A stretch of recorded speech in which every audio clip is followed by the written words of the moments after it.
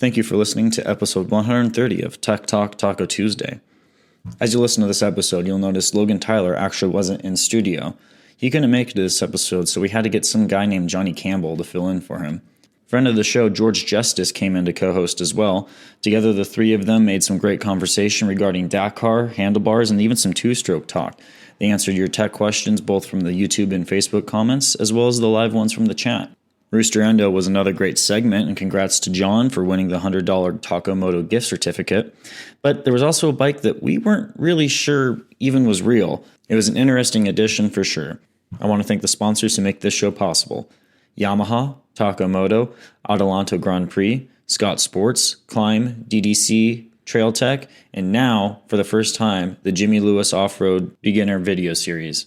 Use code TechTalk22 at checkout to save 10% on these videos and start learning to ride better today. Without further ado, here's the show. You have no idea what just went on before this show started. Well, they might. No, we kept it off the record. So welcome to Tech Talk Taco Tuesday, episode number 100 and Matt? 130. 130 Sorry, making sure our audio of is good. These shows. This is the show where we talk about motorcycle and motorcycle-related products, specifically dirt bike stuff for those that are interested. We have some special guests.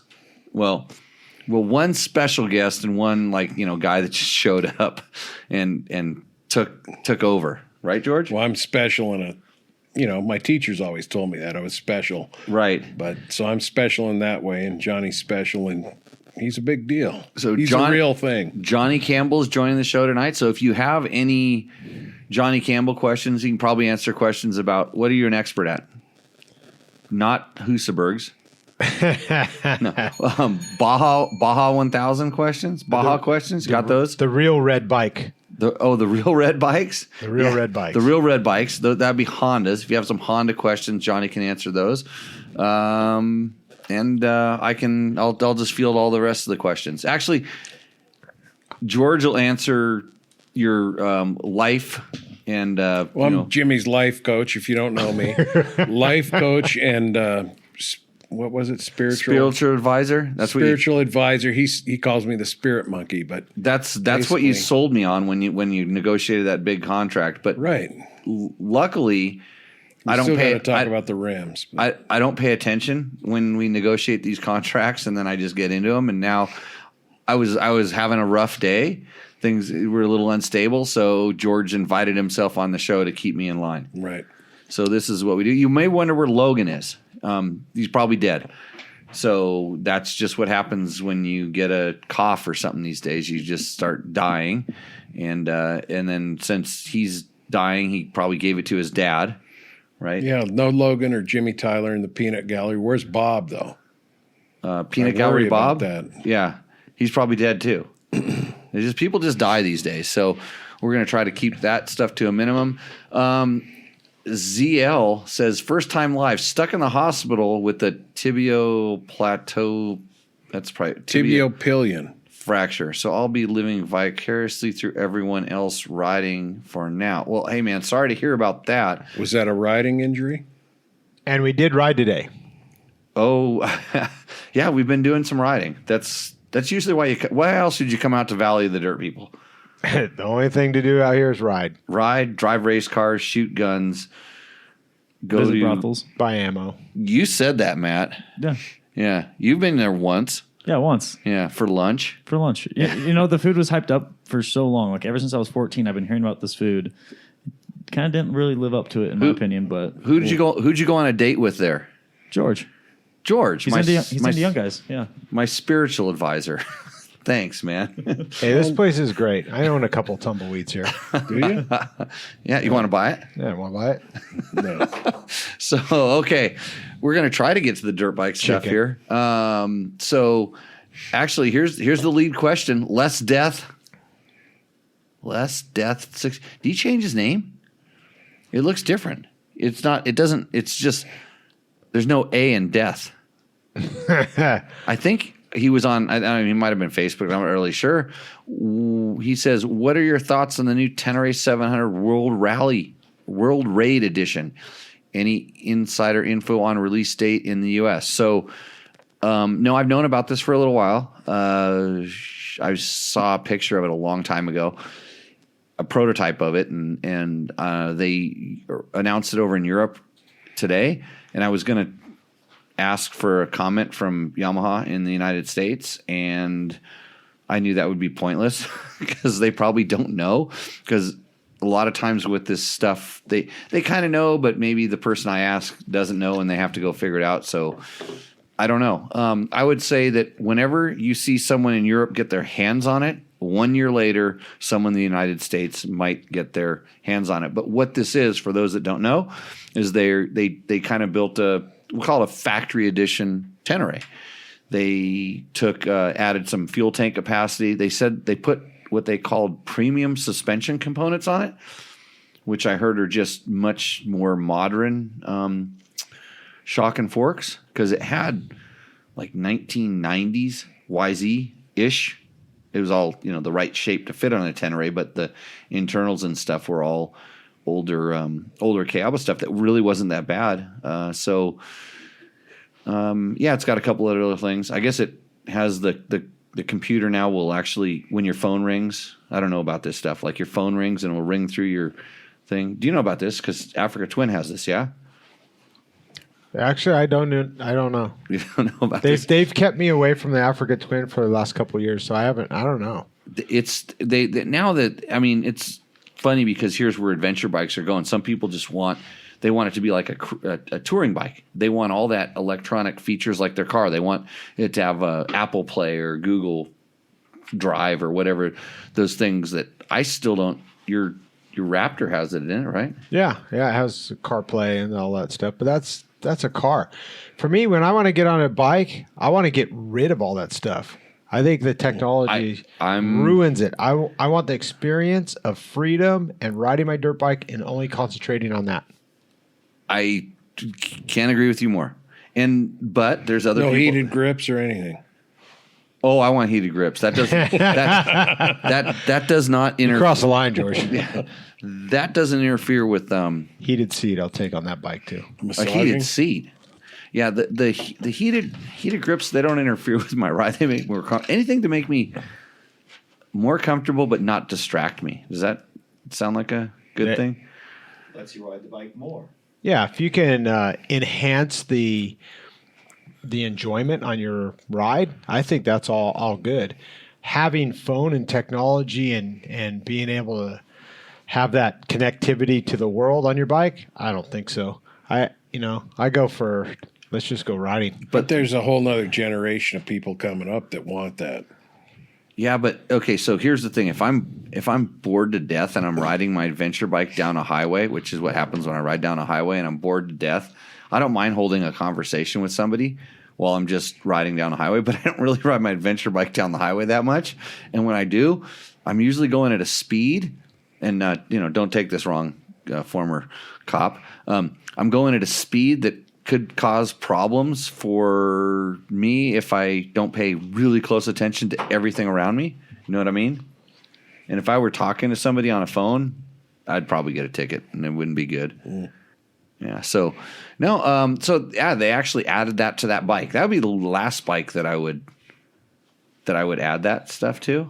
It would be an adventure bike, but unless your adventure bike is being used for like real adventures, which involve riding down the highway, and maybe you have to take a call from someone in between. Some people. Some of that stuff's nice for navigation and whatever. If you're looking for a hotel or something, and you want to, you're cruising around, and you want to know what hotels are in the area. Or George, whatever, that's all good. George uses this stuff, by the way. Yeah, if it's available, I'll use it. He's called me from his bike, his venture bike before and stuff like that. Yeah, when Jeremy and I were on that trip, we diagnosed a problem. Yeah, I know. That's how I got my best bottle of tequila ever. Yeah, thank God you had that technology that time. So, anyways, I don't like it, but I don't even use it. I have a KTM 390 that has that. It'll connect to all that stuff, and I used it just to test it to see if it worked, and I could adjust the volume of my music through the buttons on the handlebars if I wanted to, but I don't want to listen to music that much. Just disconnect yourself from the world, ride your dirt bike, enjoy that, have fun. You're too much overstimulation through the world. Right. I think the focus needs to be on real adventure and have your body and mind where it needs to be. Yeah, I agree. But what if you're always getting lost? Like, and you need that. Well, they make GPS units for that, right? I would take a Jimmy Lewis navigational school. No, that doesn't help with this. This tells you how to ride specifically how to ride a map book. It doesn't tell you how not to get lost. Like that's. I beg to differ. Okay. Because that class teaches you how to be more aware of your surroundings. It gives you direction and a compass, and that way you can have an overall picture of, where you're at. So you know when you kind of felt like you got lost because there's a feeling that's involved, and then something happened, and you know that you got lost 10 miles ago. That's a good thing to know, because it's as opposed to just constantly being in a state of lost. Yes. You know that it's 10 miles, then you could at least calculate how much fuel range maybe you have to get back or something. Yeah, that's good. These things. I agree. Okay, Les Death did not change his name. That's the way it's always been. So that's good to know. Do we have any sponsors? Oh, I should get back into that Yeah. mode where I'm supposed to be in charge of these things. Hey, Tech Talk Taco Tuesday. Tuesday. It's not like you came up with a name and started the show or anything. Yeah, well, man, I'm fried. I told what have I been saying all day long? Oh yeah, you're fried. I'm tired. I've been going wide open since Thursday. That's why I thought Thursday. Well, actually, it was Wednesday. Right. But Thursday. So did you had a navigation class Friday? I had to babysit. I had some babysitting. Navigation class Friday. And then I had a navigation school, class. Saturday and Sunday. Right. And then Monday you woke up. I had to babysit again. Monday and How Tuesday. do you figure that? You went riding with Ricky Braybeck. and Johnny, and I went riding with Ricky Braybeck. then you guys bailed, babysitting. turned around, came back. Ricky lost his watch, and then you got up today and went for a ride. So yeah, at your age, Yeah, that's a pretty good accomplishment. I need some. I slept. So he's older than you, right? He is. He'll always be older than me. I slept 11 hours last night, and I was still tired. That's why. we got after we got back from eating tortas, which really caused some emotional issues for someone up in Washington State.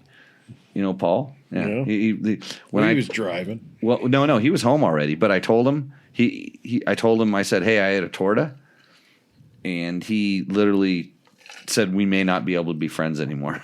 Because he wanted to have a torta while he was down here.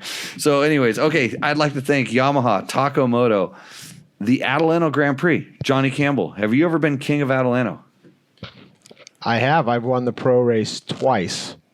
1998 on an XR 628, and then in the year 2000 when the 650R came out, I put it to the boys. So you won the pro race, but were you able to be like the king? Because that the king was you had to win a lot of races. Oh, that's right. Yeah. But you always suffered with that because you didn't have two strokes. Right, but I would say king. I'm not sure. I think I remember the year 2000. I won 4 of the races. Okay, that'd be enough. So I think I pretty much. Because you were old enough to be vet then. Yeah. Yeah, because that was the thing is you'd ride 125 in the old days. You ride 125, 250, and 500, and then there was some of the guys that were able to ride vet as well. And then there was an unclassified and some other stuff. But yeah, Adelanto Grand Prix coming to you on. Do we remember the dates, Matt? May. Oh boy. May. We should put that on the little spec sheet here so I can remember. Yeah, no, that's a very good idea because I forgot it myself. I think It's coming up. You 18th? should May 18th. No, I don't think that's it. I want to say it's later, but I'm wrong. Yeah, that used to be actually one of my favorite events. A lot of people hated it because it was so fast, so high speed. Like Jimmy hated it. No, but actually, like. I hated it, but I sure liked winning. Like I won some 125 races there. Yeah, like when I first started recognizing like Jimmy Lewis or he recognized me, like I think we had some battles there actually in the early 90s or something like that, late 80s. But it was for me, I grew up with riding Grand Prix, so that was like a big deal to Yeah, it was race that way. it was the biggest Grand Prix of the year, and I remember I didn't even know what it was. We just went one time and I did really good on the 125 class. I mean, I don't think I won the first year I went there, but yeah, it was like I wasn't really a desert racer, and I was more of a motocross kid. I'd rode some enduros, and I did really good the 125 race, and people are coming over, because I was battling with like Larry, and it was they're like, come over. I think I was beating him for a long time, but he knew his way around the course. Yeah, for sure. to say the least. I was just going straight down the road and make the 90-degree turn and go straight down the next road. Yeah. And I'd make the turn. He'd go by me at like 40 miles an hour faster than whatever I was going. I'm like, well, how did that happen? He knew how to sweep the turns, use the desert. But no, I hated it and loved it because it was sketchy, but super fun. But now they're in a tighter area. But anyways, Ty Davis is putting this race on. We had him on the show last week. He's super excited. He's doing some new interesting things, trying to get the, kind of have the pros race 3 different times so people can come out and watch them. He's got a thing for younger riders with the Futures race. These are kids on the super minis and stuff, and a lot of fun stuff to do if you are have a little tiny kid. They have some kids races. So check out the Adelanto Grand Prix, and you went to adelantograndprix.com. Yeah, AdelantoGP.com is where I went to. Also, I think was it Best in the Desert website? And Best in the Desert website has a lot of information about this. Yeah, AdelantoGP.com. March 18th through the 20th. March 18th through the 20th. So next time we'll put that here. Scott Sports, they make awesome goggles. Climb. Today, I was really happy with my Climb Dakar pants because I had pockets and I could carry my phone and Ricky Brabeck's credit card. That's a nice thing to have. Yeah, I almost forgot to give it back. DDC, makers of awesome drive components, Delaney drive components. That's ddcracing.net. And of course, Trail Tech. Johnny used Trail Tech GPSs this weekend.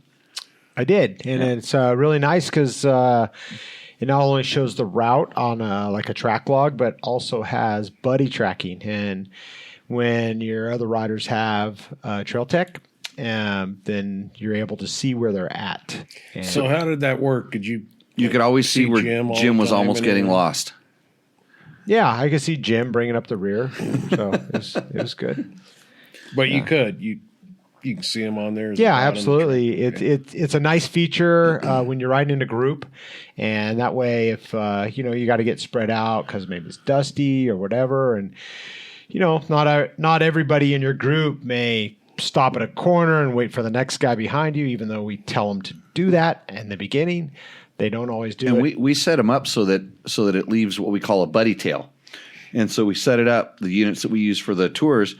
So Johnny is leaving a buddy tail. trail. And so basically he's dropping a track log on an active track log on everybody else's GPS so they can see where he went. And then you can also see where the other riders in the group are. And So he's got an electronic excuse, just smoke everybody and never see him again, right? but he doesn't do that. He's a good tour guide. He's not. That's why I don't do tour guiding, because I either go too fast or too slow. I can never do it right. So, okay. Kyle said something up there. What was he talking Oh, he about? said something Go about back you. up He about said you can't get a good poorhouse. He said you can't get a good torta. But he Porters says are the overrated. poorhouse in Poorhouse Trump. is a gold standard. Oh, karaoke. Yeah, he enjoyed that. But he did not get a torta. We can't say where because it's a secret. Well, I wanted to say to Kyle, I rode his Raleigh bike over the weekend. You did. Yeah, and I was just surprised that the rev limiter was that high in the RPMs, and you just had to hold it on and scream it over the top to hit the rev limiter. That surprised me. Well, when I was showing you how to do it when we were going down the road, like when I was doing it in first gear. Yeah. Yeah. So Well, I went to second gear, and I was going like 60, but I was surprised I could take it up that high. It was just crazy. well, when we were doing it, you were in like third gear pinned on your 500. I was in first gear on his bike, just holding it and just showing like, George, this is what it sounds like on the rev limiter, right? And it takes a good minute 2 minutes at that rev limiter before smoke really starts to come out the tailpipe. Yeah. Yeah. But what I was going to get at about the rev limiter is the reason it's so high on those bikes. That's a competition bike. That's the way it is. Your bike, your rev limiter is at like the 9,000, 10,000 RPM range. That thing's probably 14. So didn't sound like 14,000. Leave your bike laying around here. We'll see what happens. Who else is biking? Test it. Who else is biking my garage? Dave? Hey, wait! You just rolled 2 bikes into my garage too, didn't you? I don't care about those. I know. Let's see. He says you can ride it anytime you want. That's what Kyle just When said. it had Indian buffet, okay. T.W. Hicks. Poorhouse was so much better when it had Indian buffet. No buffet, but Indian food. They still have it. So, what is this thing called? What, this show? Shit show. Hey, wait. We got a question for Johnny Campbell. Will Honda ride the World GP Rally Series this year?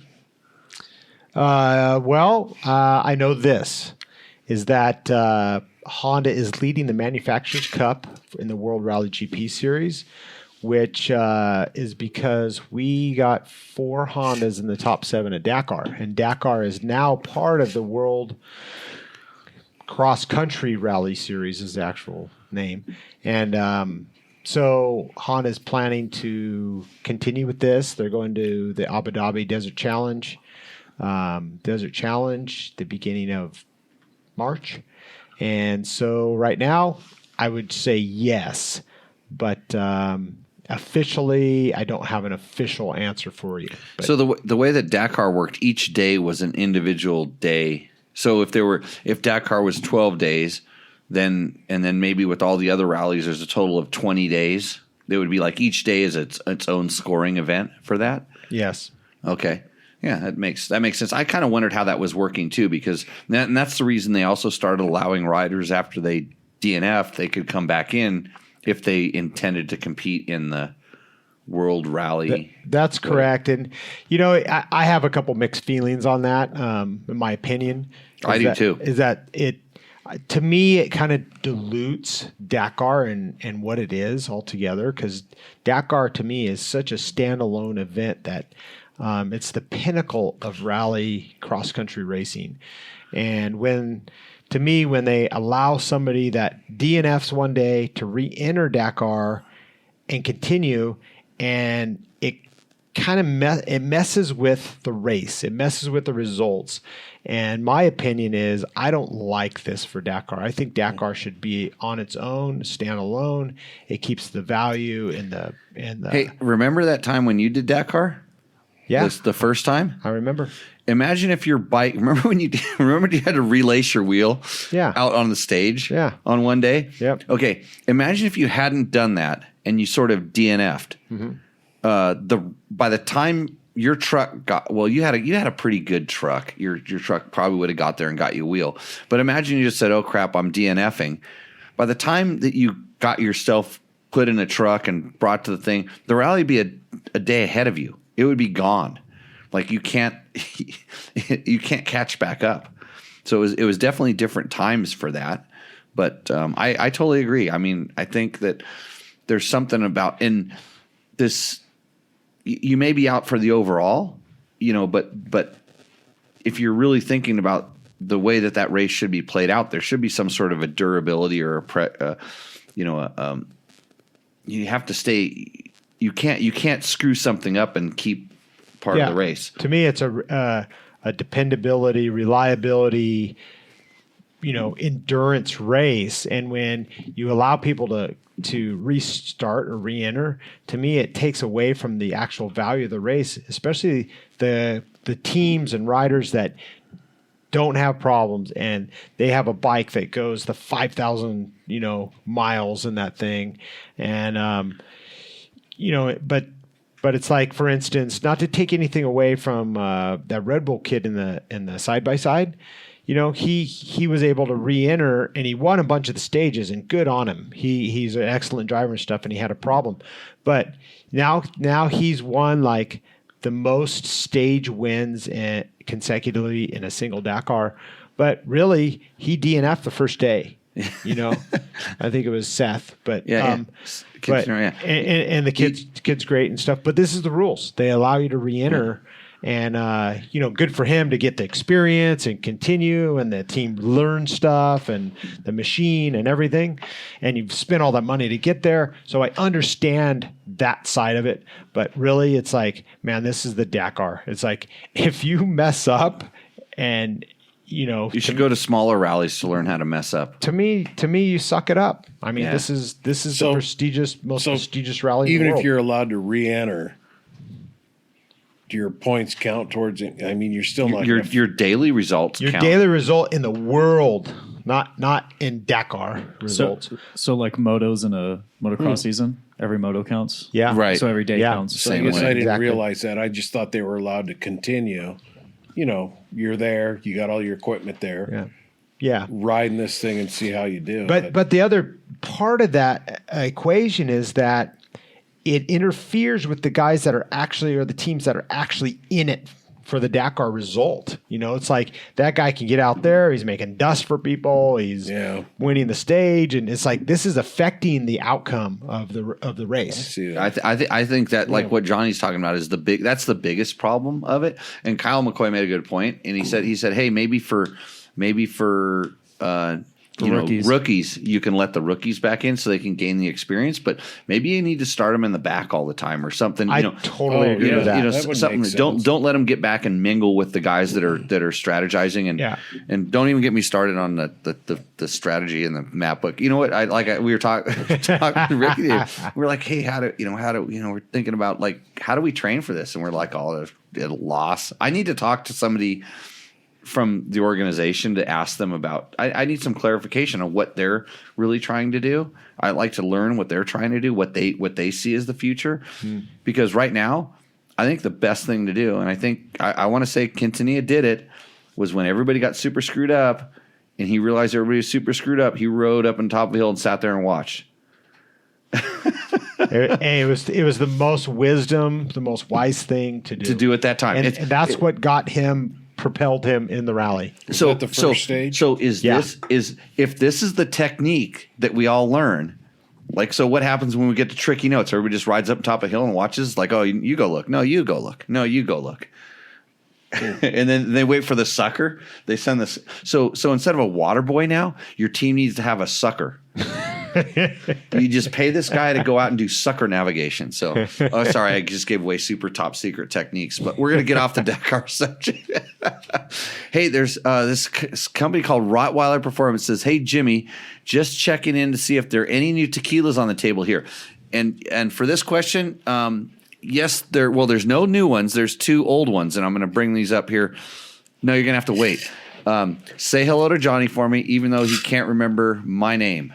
And that's good because I can't. It's Rottweiler. You remember Johnny? Chris Parker? You remembered his name quicker than I did. Yeah. How come I not remember his name? You just did. Yeah. That's CPR man. Yeah. Yeah. You remember it when it was CPR. Yeah, back in the day, he was his parts for. I promise you, his bikes were so much better than yours. Just ask him. Hey, I rode his bike, and other than the banging loud exhaust and the power that was kind of tuned for peak power more than rideability, it was a pretty Sano package. I mean, especially for somebody who I didn't know, and he thought I was just some homeless dude riding by on my bicycle. Which I could see how I could make that mistake. But anyways, good to see you, Chris. We'll have some tequila advice just before the break. I thought you were going to share some just now. With you? Yeah. Careful, I'm going to break out the voice mag. Well, you just got to know how to do it properly. I taught you before.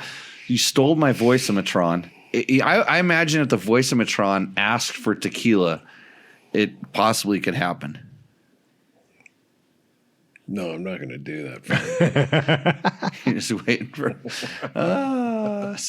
Chris Real says, I agree to let the DNF guy continues, but every day starting at the back so they don't mess up the contenders. Yep. I think that makes sense. I think he thinks like Yep. I do. Yeah. Smart agree. minds. In cycling, they're called domestiques. Yes, John, that's what we call a water boy as well. Chuck Dollison.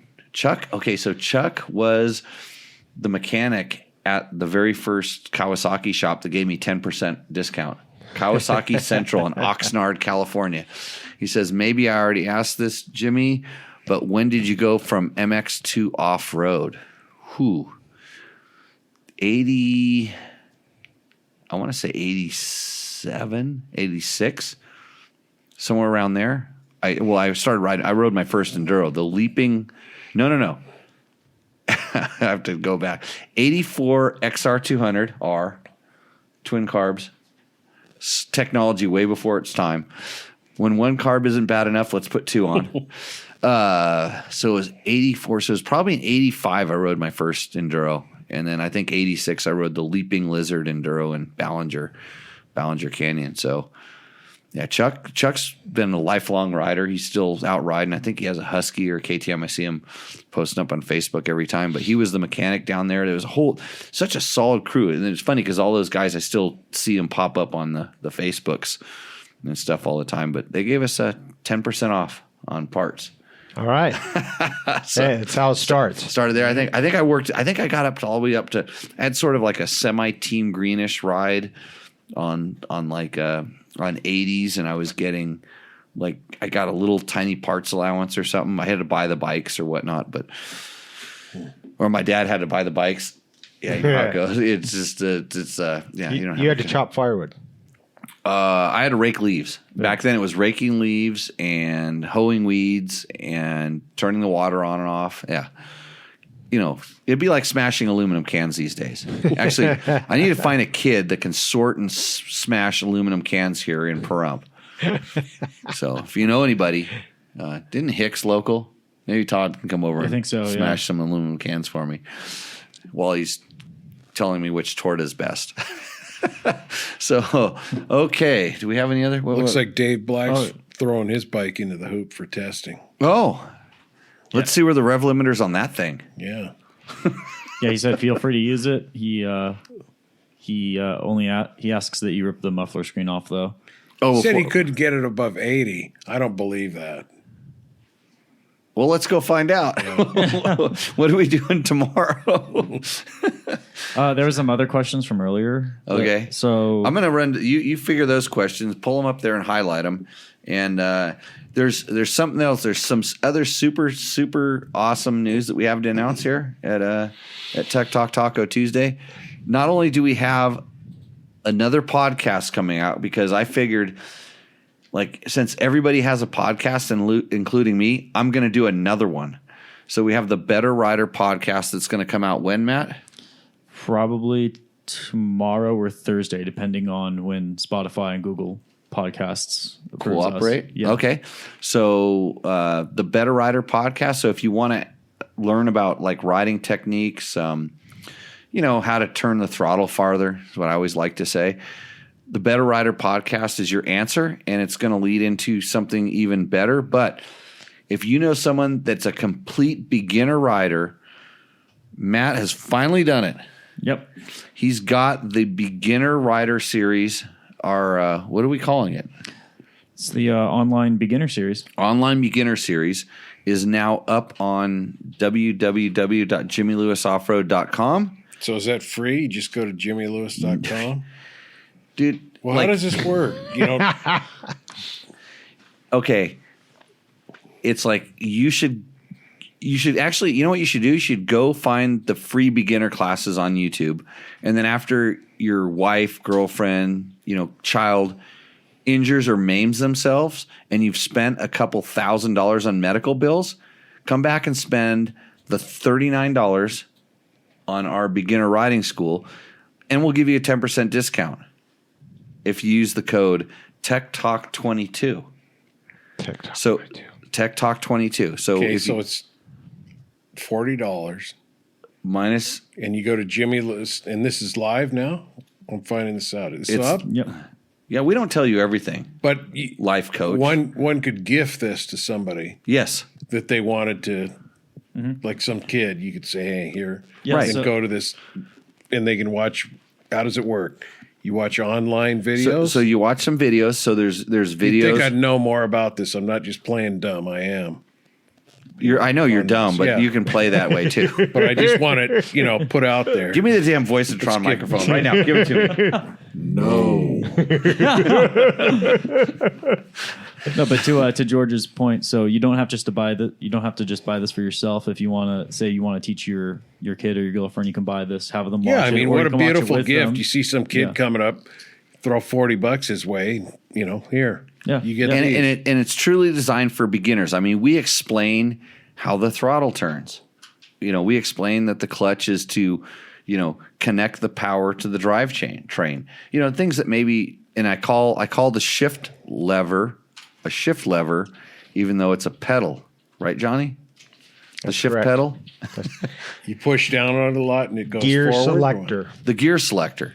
There's a lot of different words, but guess what? I'm getting them before they know the right way to say it, so I'm going to teach them my way. I'm going to subscribe just so I can be critical of what you put up. Oh, great! Here we go. So anyhow, that's the big announcement. I'm going to making. buy Johnny Campbell a subscription here. I already Sponsored. I made him Sponsored watch. by George. I made him watch a video. He thought it was okay. Yeah, I thought it was good. It's good. good. Very, very informative. So the way we're doing it is there's like lessons where you watch and we talk about it, or I talk about it, and then there's drills where you go out and there's things for you to go and try, and pretty soon there's actually going to be availability to get online coaching. It's a different kind of subscription level, but you can actually send videos of yourself doing the drills, and then our professional team of qualified coaches, which you're one of those. Oh, I am. Right. I haven't been asked to You haven't been briefed on produce this yet. anything. Well, right now it's Matt and myself and a few other people that will watch your video, Oh, so look here. tell you what you're doing right or wrong, and then you can get personalized coaching. So I've been texted here by Right. a friend that he called me. I had to turn him off. Look what's on his computer screen now. He just texted me a photo. I'm is sorry. that? Why would he be doing that? So yeah, there we are. My buddy is out there in Montana watching us live here on. Hey, look what Tony just Tech threw Talk up in the Taco chat. Tuesday. Somebody's onto it. Oh, yeah. The word is out. I was gonna ask you off air if that was the place you went That's to. the place. Yeah. They actually let you in this time. Yes, you're right. How did he know? Huh? Well, because that's the place for the tortoise. That is the Okay. place. Yeah, we're just doing it. I like Ramiro's. Oh, I'm saying like that out loud, Ramiro's. just I like Ramiro's. So Janie, my bartender, who retired. My attraction to Ramiro's is anyways, this is a motorcycle show. Yeah, you're drifting. So right here, here's a good example for gifting. I want to gift my buddy's kids in Montana Right. some of these riding lessons. Yep. Do I have to pay for them or? Oh, you want 100% disc? No. Oh, so wait, No, you and I'll want gladly do it. You want me to give you a gift so you can give a gift? That's like regifting. I'm all about that. I That's guess. like a disease, huh? Well, the problem is I'm pretty sure the way that you're going to do it says your buddy's kids, instead of just buying like 3 subscriptions for the 3 kids, Oh, you buy expect them one. That's a way to do it. well, you expect me to give you the one free one, and then you're going to say, "Hey, kids, just all look at They all just watch over each other's shoulders. I'll look at No, I'm not Tommy's. gonna do that. Just watch Tommy's screen or use Tommy's I'm not login code." No, But Matt's got that all figured out on the computer side of things, right? good. yeah, yeah. That we'll doing catch good. him. Sorry, I digress. Friends are trying to I call want me. to thank Rick. He actually just bought the beginner series. Oh no! Just bought it. Forgot to use the code. Oh well. Save that $3.90. Code Tech Talk 22. You know what? You can buy half a gallon of gas. Yeah. No, that's not Ricky. That's Rick Liberson. Yeah, that's not Ricky. No, I said Rick. I didn't say Ricky.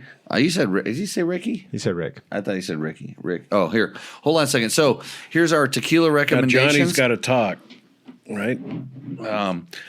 So last week we were drinking this numeral Juan tequila, and I would just say that this is absolutely horrible. Don't drink this, but George wants some, so.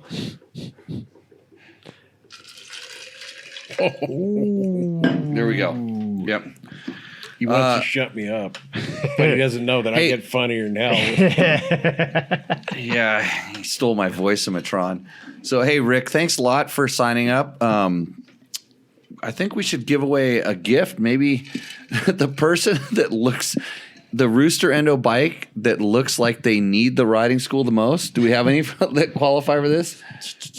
Any good ones? Next week, not this week. Next week? Okay, maybe we'll give This week we have a lot of good ones. Right. Oh, okay, good. Look at Matt's like little icon on his screen. Yeah. He needs the damn class. Oh, going over his handlebars? Yeah.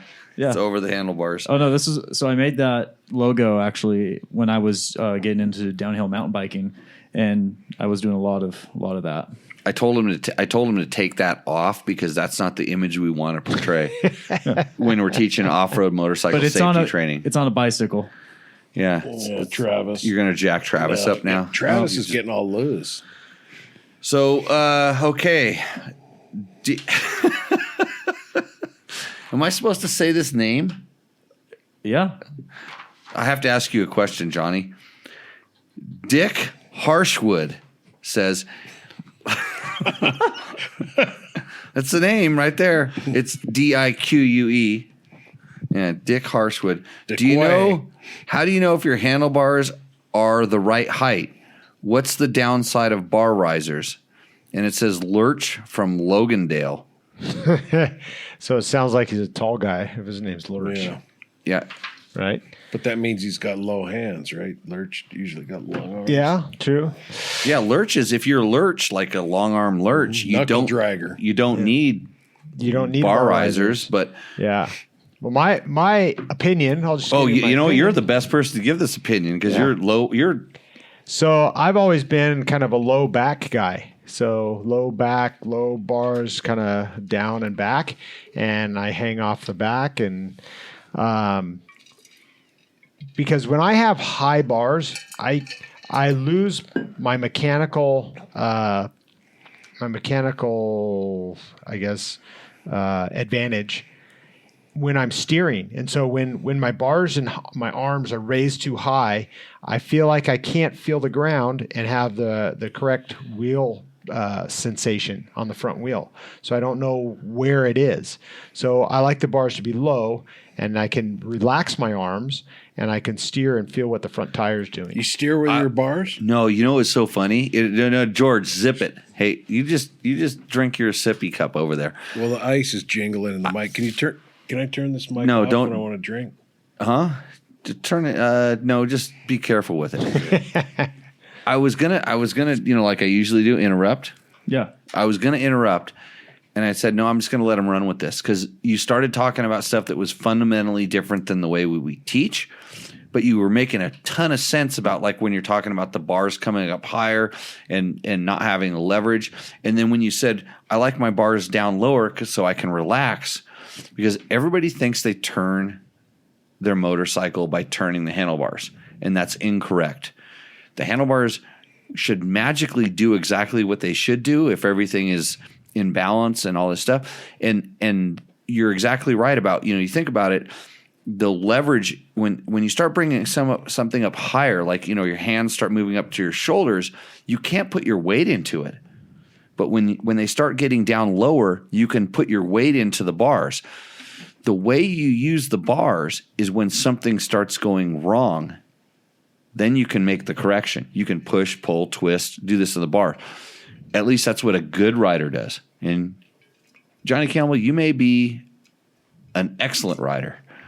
So you have the thing, and you're thinking that you're getting a lot of feeling in your hands from what it is. I bet you're actually getting more input back from your feet. Like your feet are telling you what the bike is doing more than you. Johnny hasn't been to my school.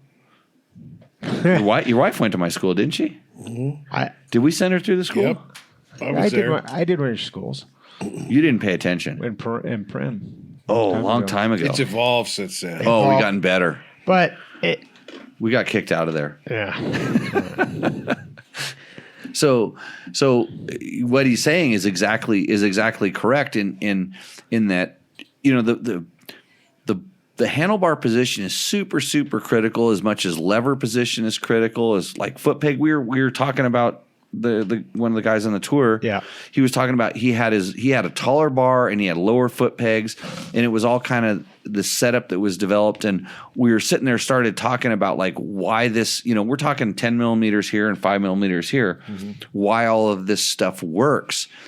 And for a novice guy, they're not feeling this stuff to a high level. And you've done so much bike testing, and you know, because you've had to try all these different setups, what works. And actually, your bikes were pretty easy to ride for me. I don't know why. Probably because the bars weren't high, now that I'm starting to think about it. And your suspension was not ridiculously stiff.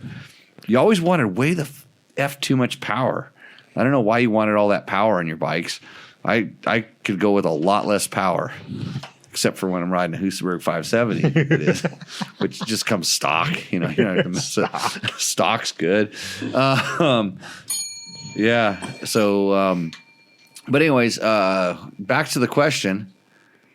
Did anybody remember what the question was? No. Handlebar. It was on your paper. Oh, it was Something on the about paper. handlebars. I'm looking on the screen to try to find it. We also just had someone else buy the course, so I want to thank you, Carlos. How do you know if the handlebars are the right height? I would just say your bike feels good. I think when you sit on the bike, and just me, you sit on the bike, and if you can comfortably put your hands on the bars. Oh, Heather would like what you just did. Just naturally putting on the bars, and you don't feel like it's too much or like too high, and it's taking effort to do that, or it's down. But that's static. It is, but imagine, George, you're at a shooting range, right? And Don't talk to me about that. Okay. We saw my failure earlier Okay. today, right? imagine, you shoot the gun and the recoil, and it comes back to the same spot every time. What's your natural? Grab the bars. I like what he's doing there. But that's also when you're going, slowing. Yeah, It's not just sitting on a I bike don't want to be stand. using energy because my bars are too high. Yeah. And I don't want to be because they're too low and you're like back, And But he's talking about like Heather. Remember how Heather says goalposts? Yeah. She says the goalposts. He just did the goalpost without saying goalpost. He kind of did that goalpost things. But I would say that, yeah, it needs to be comfortable, like, not too high. And there's something you can just do static that you would feel, but you'll know when you're riding. I mean, when there's so much, there's height, then there's sweep, and when sweep starts turning your elbows in or pushes your bars in, put your bars, turn your. And you're standing and you're sitting. Yeah, it's different. That's right. So I hate George's bike that he leaves at my house. The only reason I don't ride it is he has tall bars on it. Yeah, I'm gonna try the regular mount instead of the sub. Yep. Just to see, to play around with it. Yeah. Because that 390 thing, that was the biggest change that And we raised the crap out of those Yeah, bars, yeah. and it made a huge. made it really feel good. I mean, 'Cause Jim and I were riding it. that bike was never designed to be ridden standing up for 90% of the riders. And that's the thing, is there's certain they design bikes certain ways to do certain things, and this is why there's so much aftermarket out there. But I know in the adventure bike world, we call it high bar Kool-Aid. Everybody's drinking it. I got to raise the bars. Because there were certain bikes that definitely had bars that were too low. Because they were like the KTM 390, they were designed to be ridden sitting down 99% of the time. So why bother, setting it up for there? Well, it's a street bike frame. Dirt bikes, the steering head's and what's up this? in you. Street bikes, it's usually lower and out forward. Yeah. And then what are you riding? Like what type of are you just riding trails? You're riding motocross? You're riding desert ride? Are you riding highway? That makes a big difference of where your comfort is also. And the bikes I ride, the higher speeds, desert, faster stuff, have 5 to 10 millimeters more bar rise.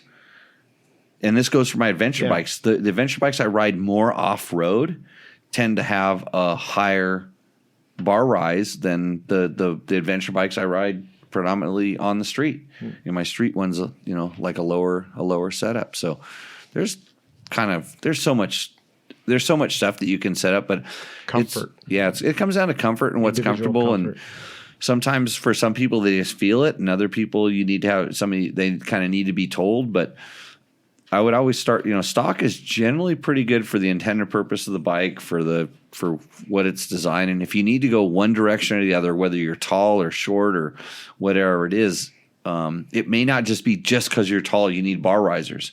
Because I've seen tall guys that are all legs and no arms, and I've seen other tall guys that are all arms, all torso. Aren't you that, George?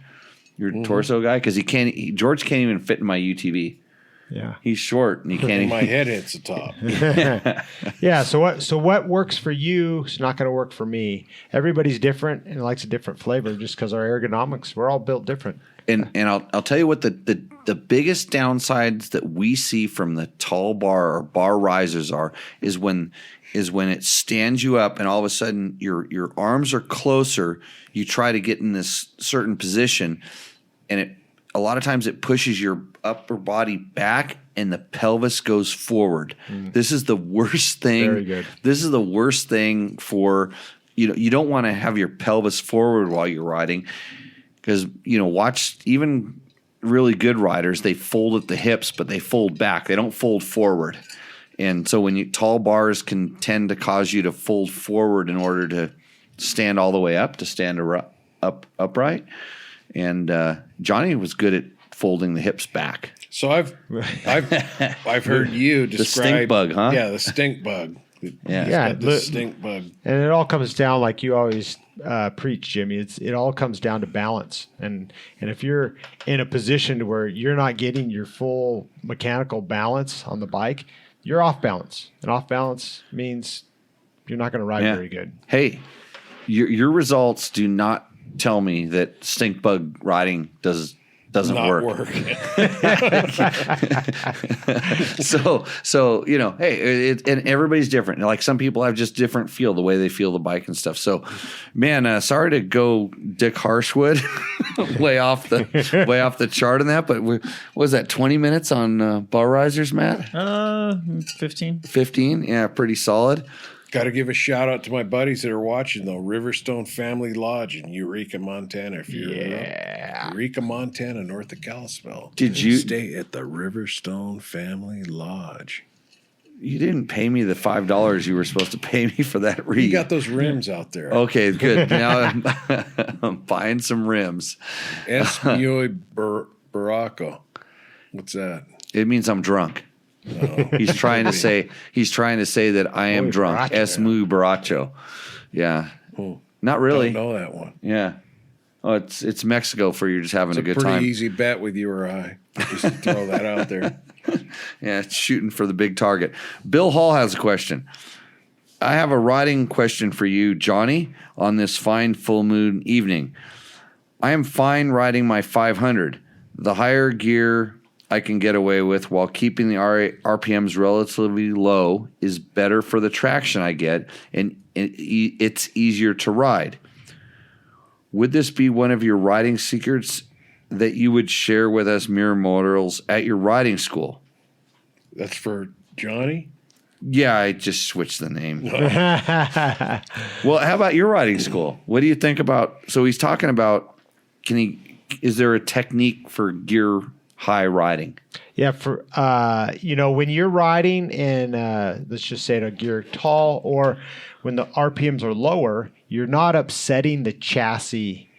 And so when you upset the chassis because you're spinning and having a high RPM, you're losing traction, and traction can upset your suspension, but mostly the chassis. And so that's correct. Like I learned early on, because I grew up riding big bikes, and that CR 500s and CR 250s. You didn't mess around with those 125s. Those are for kids. I had a 1 year on that, and got rid of those things. Really? I need torque. Hey, So- what's that thing right over there? Oh, there's a CR80, 1980 CR80. You know where that came from? That came from my first CR80. That's your CR80. That lived on the side of your house. Yeah. So what year was that? 1980. I wanted one of those things so bad. Yeah. I was actually bummed out when Johnny told me he had one of those. I'm like, dude, you had one of those? But yeah, I grew up on big bikes, so I had to learn how to make those work because CR500s at Carlsbad Raceway, there's zero traction, and you got 60 horsepower, and I was like 135 pounds at 16 years old riding those things. So I learned how to short shift really quick in order to, one, get traction, propel yourself forward, and, keep the chassis like calm. And I never had good suspension. I never even in the early days. In the early days. So that riding, a two-stroke 500 that way. But that goes along for any bike and any discipline that, I always had, I had some partners that rode the bike like on the rev limit and stuff. It wasn't me. And we'd fight suspension.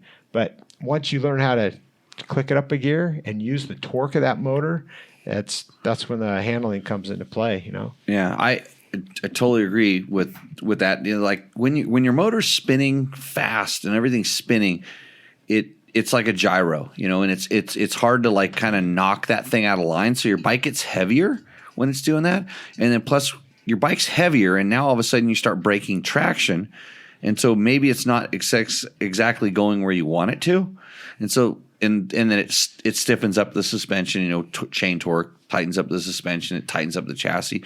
There's a lot to that, and for sure, what Johnny's talking about is absolutely true. And like learning to lug a bike, and I started on 125. I started small bikes. I was always small bike guy, and those bikes you have to just kind of keep them pinned. But even pinned, they're not making near the kind of horsepower that a big bike would, and the motor, the components are smaller, so it's not having the same effect.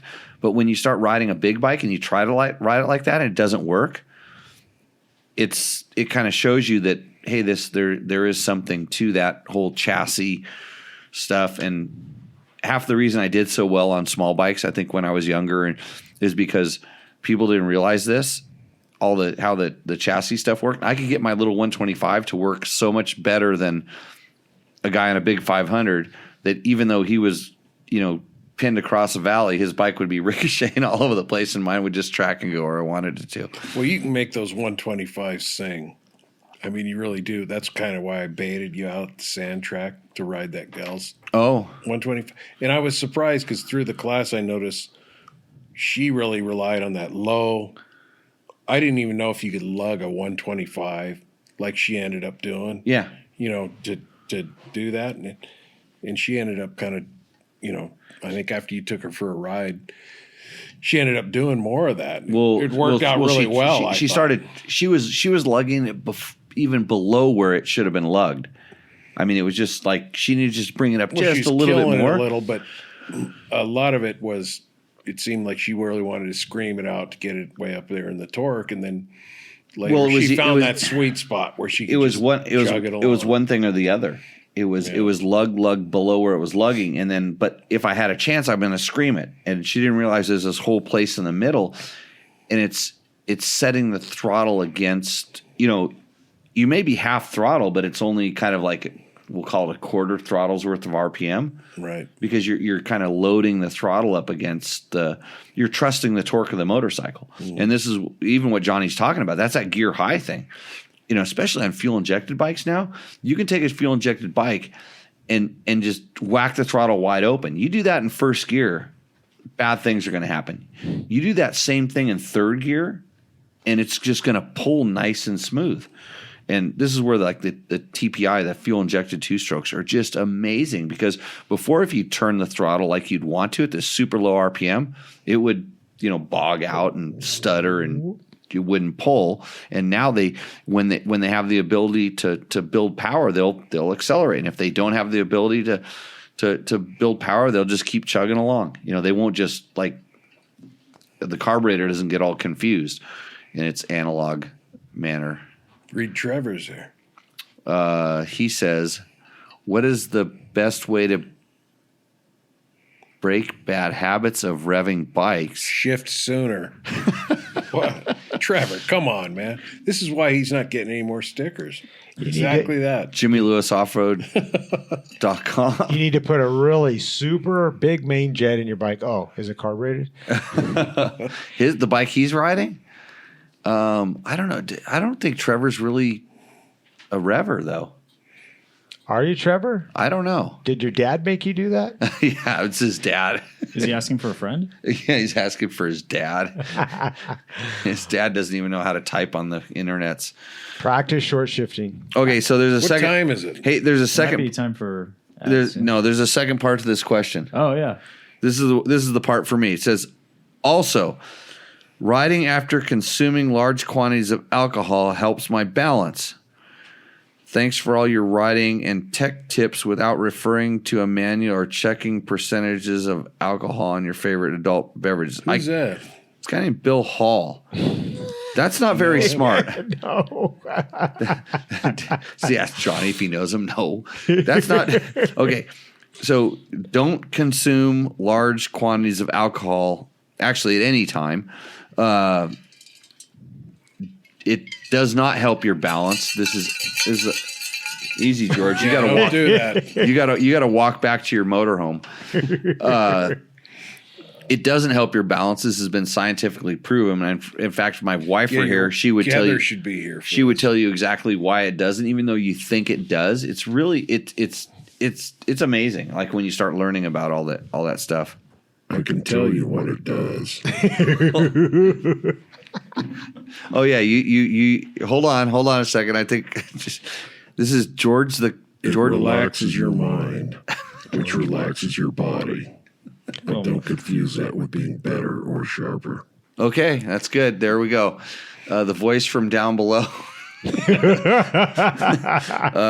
us how that works. It's your conscience. It's your conscience.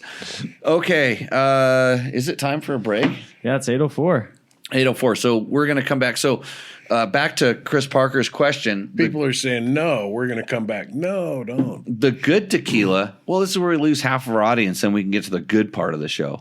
Really tear it up. Yeah, we're going to get back to the good part of the show because everybody leaves. We have that special thing happening in the next hour. Right.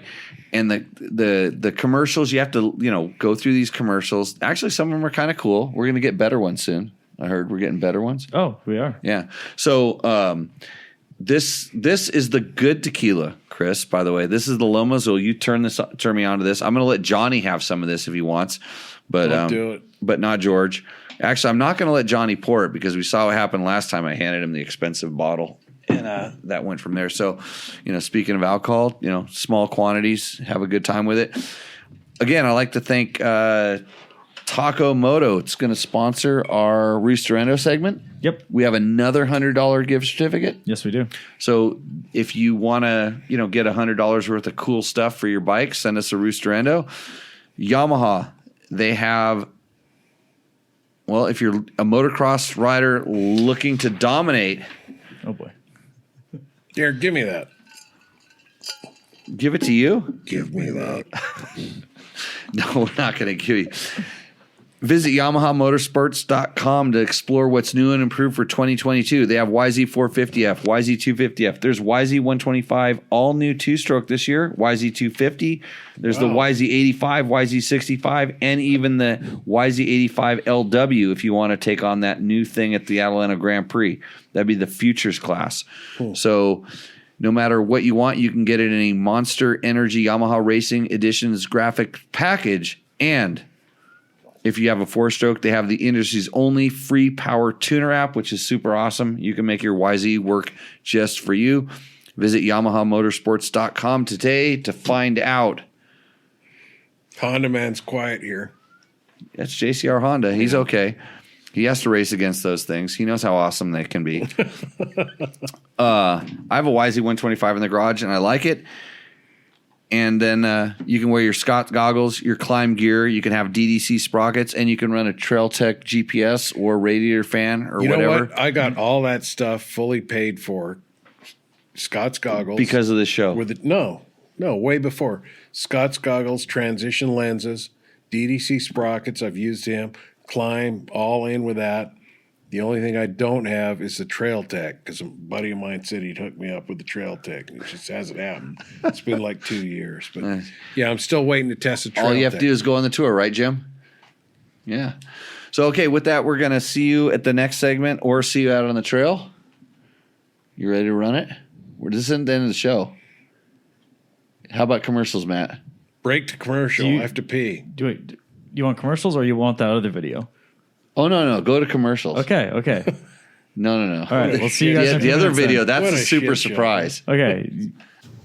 What's up, Moto Buddies? Mike here from Taco Moto Co. What is the Taco Touch? It's the best service in the industry. Virtually 24/7 tech support via email or text, and it's like having a dirt bike doctor on call every day of the year, helping you fix your bike or recommend parts or setups for you. If you've ever received an order from us, you know that the Taco Touch extends to our fulfillment, and our orders come with the coolest stickers that you've ever had, buying parts from anybody before, and a handful of root beer barrel candies. All of our Taco Moto Co. branded components come with a no questions asked lifetime warranty, and we'll even extend out the warranty of other manufacturers, OEM, and aftermarket parts where we can, sometimes for life. We test and tune endlessly and exhaustively and obsessively. We're trying to destroy everything that we can before you get your hands on it to look for weaknesses and to improve it, or to make recommendations to the manufacturer. And if it's something that doesn't meet grade, then we don't offer it on the store. Everything that we carry is something that we have personally used, tested, and ridden and raced, and knows meets the high Taco Touch demanding standard. Go out and get some adventure. One thing happens and everybody wants to. Are we starting again? I'm sure there's we're a starting forum again. with Okay, so live. Again, we're restarting the show, guys. We're live. Let's George roll. had to take a break, but he's getting calls from his wife, I believe. She probably told you to, cut back on the voice-o-matron. Sounds too much like, playing around at home. It's not my wife. She's in Colorado having fun. It's other friends.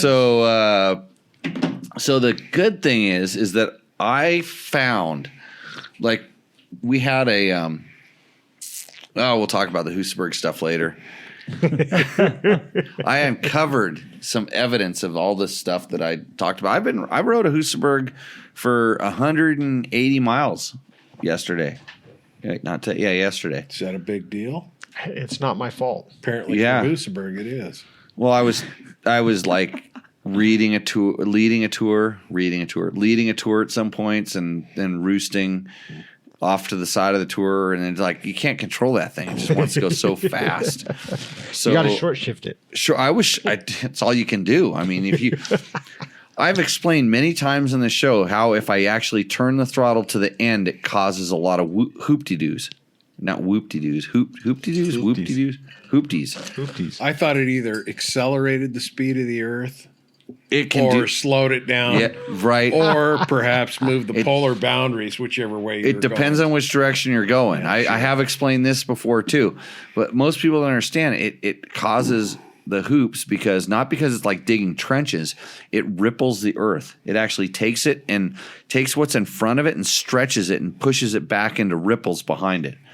You've Did you seen hear this me with hit carpets. the rev limiter on that going up the road the other day, drying it out? On my Husaberg? Yeah. No, you can't hit the rev limiter. Oh, yeah, I can. It was a lot lower than I thought, Okay. actually. It was no, like no. 4,800 RPM. Pop, pop, pop, pop, pop, pop. No, it wasn't like that. The only way I would know that you hit the rev limiter is because there'd be nice smooth pavement in front of where you did it and ripples behind. So that's the answer to that question. Okay, so we're going to get our last question from Sean Ballon. Okay. Great show, but sorry, George. And he spelled George with a G. I don't know who that it is. wasn't me. You're wrong. The 1974 Yamaha Rooster Endo submission is a DT175A. Anybody should have known Okay, that. so Yamaha started with the DT designation with the 74 model year. Previously, the 1973 Yamaha 125 was known as a CT3 175 Enduro. Did you know this? Not about the CT, because I never had any interest in those little bikes. But no. So last week I actually sent in, and you didn't know who it was because it just said Facebook User? User. Yeah. Because I was actually watching the show on Matt's repost. I don't Right. know how you say that. And I put in I stand corrected because the RT one was a 360 street legal bike. The DT one was a 250 iteration of the street legal, Yamaha. And I thought RT was street legal and DT was just the dirt. Then they did have an MX model, which was different. Well, we don't need to get into these idiosyncrasies because somebody like Trevor is watching and he's asking questions for his friend who's worried about over-revving his bike. But I know that this segment takes a tank every time that you start talking about vintage bikes. So I brought a cat because kitty cat videos are really popular on the internet. This is Selma. Here, Selma, say hi. She is purring, Yeah. Oh, the cat's super stoked to be on the show. Yeah. So we're going to just shove her underneath the table where she belongs because we don't really like cats that much unless they kill animals on a thing. So, hey, Sean, thanks a lot for giving us our Yamaha DT, CT, and MX history. Yeah, thanks. My life's more complete with being corrected and everything. Right. Don't you have one of those still? I have an RT. You have an RT. Why don't you bring it out and let's find out where the rev limiter on that 2-stroke is. I found it. My brother did. He fell down on the throttle side and it pinned it wide open and it went ring. I'm like, pick it up, And then it went crunch. And I took the pipe off and the pieces of piston came out. So that was its rev limiter. Why? In those days. Why did it go crunch? Because did it lean out? Did it kind of seize, or did it just way over revved? And those were a piston port, right? Well, understand, yeah. No piston port. Reed valve? No, didn't have a reed valve. Just the heads, ported. Is that what you're calling? No. I'm talking about what's the induction? How is it? So on 2-strokes you can have a piston port would be super old school. There's just one port that goes in the back of the cylinder. Yeah, one in the front. There's different levels. At that point, like a piston port. No, piston port. There has to be something to stop the pressure from going back at the carburetor. So they had rotary. When the piston gets at a certain height, that blocks that off. Yeah, that's straight piston port. There was nothing in there to prevent anything. Because the piston would have to go past the piston port so that the gas could get into the. Well, it'd open it up to go into the bottom of the. It'd go into the bottom end, and then it would come back down and everything would go back in. Then there was the rotary valve. So it was the piston that was like the old JT, the JT one. I don't know about that one. That was a little mini bike. I think it was a 60, and it was like a disc that had a slot cut into it when it was spinning on the crank, and it would open up. And then there's reed valves, of course, that we've all familiar with. That was passed this year. So mine. I had the street legal version. My buddy had the MX. Yep. And we took it, we looked at him, took it apart. His was quicker and faster and everything. Right. And so we just measured literally with a plastic millimeter ruler where his ports were. And I penciled that in and ground it out with a Dremel tool to raise my ports and lower them and so forth. So yours could have been and that thing went like hell. I mean, it what's worked. the other? I'm trying to think of the other one is a case reed or just case. So the intake goes straight into the crankcase. Yeah. Okay. That's so how it was just went straight down. Came up the sides. There was a port when the piston got to a certain level. It intaked. It went up. It shut that off. It compressed it, and then it exhausted it. Right. So, because some of them go, I'm trying to think of how to explain it in an audio thing without a diagram. I could draw it on a thing, but I'm having a hard thing. So, piston port is all 2 strokes except a rotary valve. Okay. David, yeah. Whatever. Yeah, but like I said, there's reed valves. I've seen a couple different things. Actually, you want to know something? If you're really into 2 strokes, there's some guy on the internet, on YouTube, he's called 2-Stroke Stuffing. I think I've brought him up before. He's building this supercharged Is that a porn channel or something. No, not that one. Okay. This guy, he started out just as a guy trying to document, like, I'm going to build the world's fastest 2-stroke, 50, the most horsepower per cc kind of a thing. And anyways, his YouTube channel, he gets tons of views and stuff, but he's done all these crazy things. And I think he's drinking a little too much, which is obviously not the key to a successful podcast, George. Does he have good balance at least? Does he have good balance? Yeah. I mean, if he's He's pretty handy with some of the machines in the garage. So, but anyways, if you're into 2 strokes and you want to learn a lot about 2 strokes, different things, 2-Stroke Stuffing, go check that channel out. I like to see that. Be careful. Victor says he can see some Jerry Bernardo designs. Victor, you have a sharp eye, and you obviously haven't had enough to drink. Let's see. Case Reed is still piston port. That's correct too. Yeah. So yeah. That's pretty good. The next one, Jeff Bannon. Hey. Sometimes I have to think on this show, and it hurts. And this is the problem. Is now my definitions are confused because I just started talking. And you're right. What did I get wrong last show? Do you remember what it was that? Narrow it down, Jimmy. yeah. Besides the whole show? Okay. Okay, so let's see. We're done with these questions here. I can just crumple this stuff up. This is when you're getting old. Jeff Banton here. Hey, Johnny, any relation to Preston Campbell, number 3 with JCR? Yeah, that's when you're getting old. Yes. Say yes. Yeah. Yeah, it's your kid. I know that guy. Yeah, Sorry, you know that guy. I know that guy. We trying to ignore him this week? Yeah. Preston's my kid. Okay. Whatever happened with his ticket? I'll ask you that off. 102. 102 miles an hour? 102 got it dismissed. Ticket dismissers dismissed the ticket. He went from 2 points to 1 point. I think he ended up having to pay them like $800. That was advice from George. No traffic school. Okay, Cadle,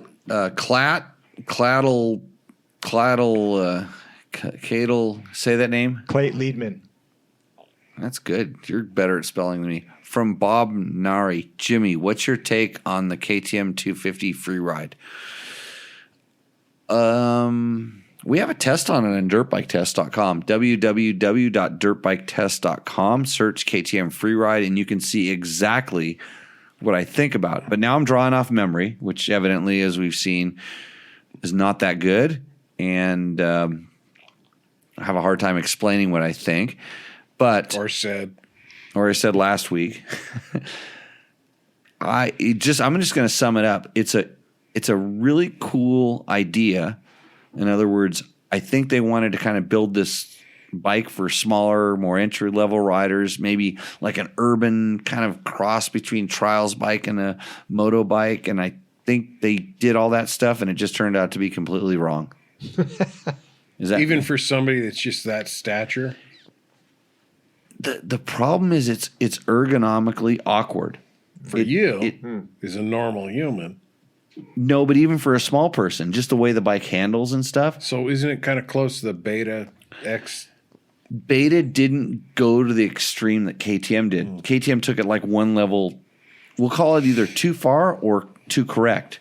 And so I took one of those and I actually went out and I thought this is going to be the most awesome bike to set up King of the Motos, because I used to use my KTM 200, smaller, lighter, more agile bike, had enough power. And I'm like, oh, good. There's a 250, a little more power, like torque, I meant. Torque. And it's in a smaller-ish chassis, and I thought it was going to be really good. And I thought it was going to be a little bit like more like a trials bike, especially because the way the pipe was and stuff. And it didn't do it. It's kind of like an XR 400, Johnny. It's this bike that's really good at doing a lot of everything. It's just not good at anything. Yeah, it's that. And so that's kind of my opinion. I mean, it's not bad. The suspension's kind of limited where the Beta X Trainer would be the bike I would stack it up against, like compare it to. The Beta X Trainer, they just use downgraded suspension components that probably perform very similar to the KTM components. The KTM components, in my opinion, are kind of at their limit, where the Beta ones could be made better. They're just that, and then the chassis on the Beta is not awkward. It's not different, compromised in certain ways. But I don't know. I think it's a cool bike. I think it's awesome that companies are willing to experiment and try that kind of stuff. And for the right person, that's an awesome bike.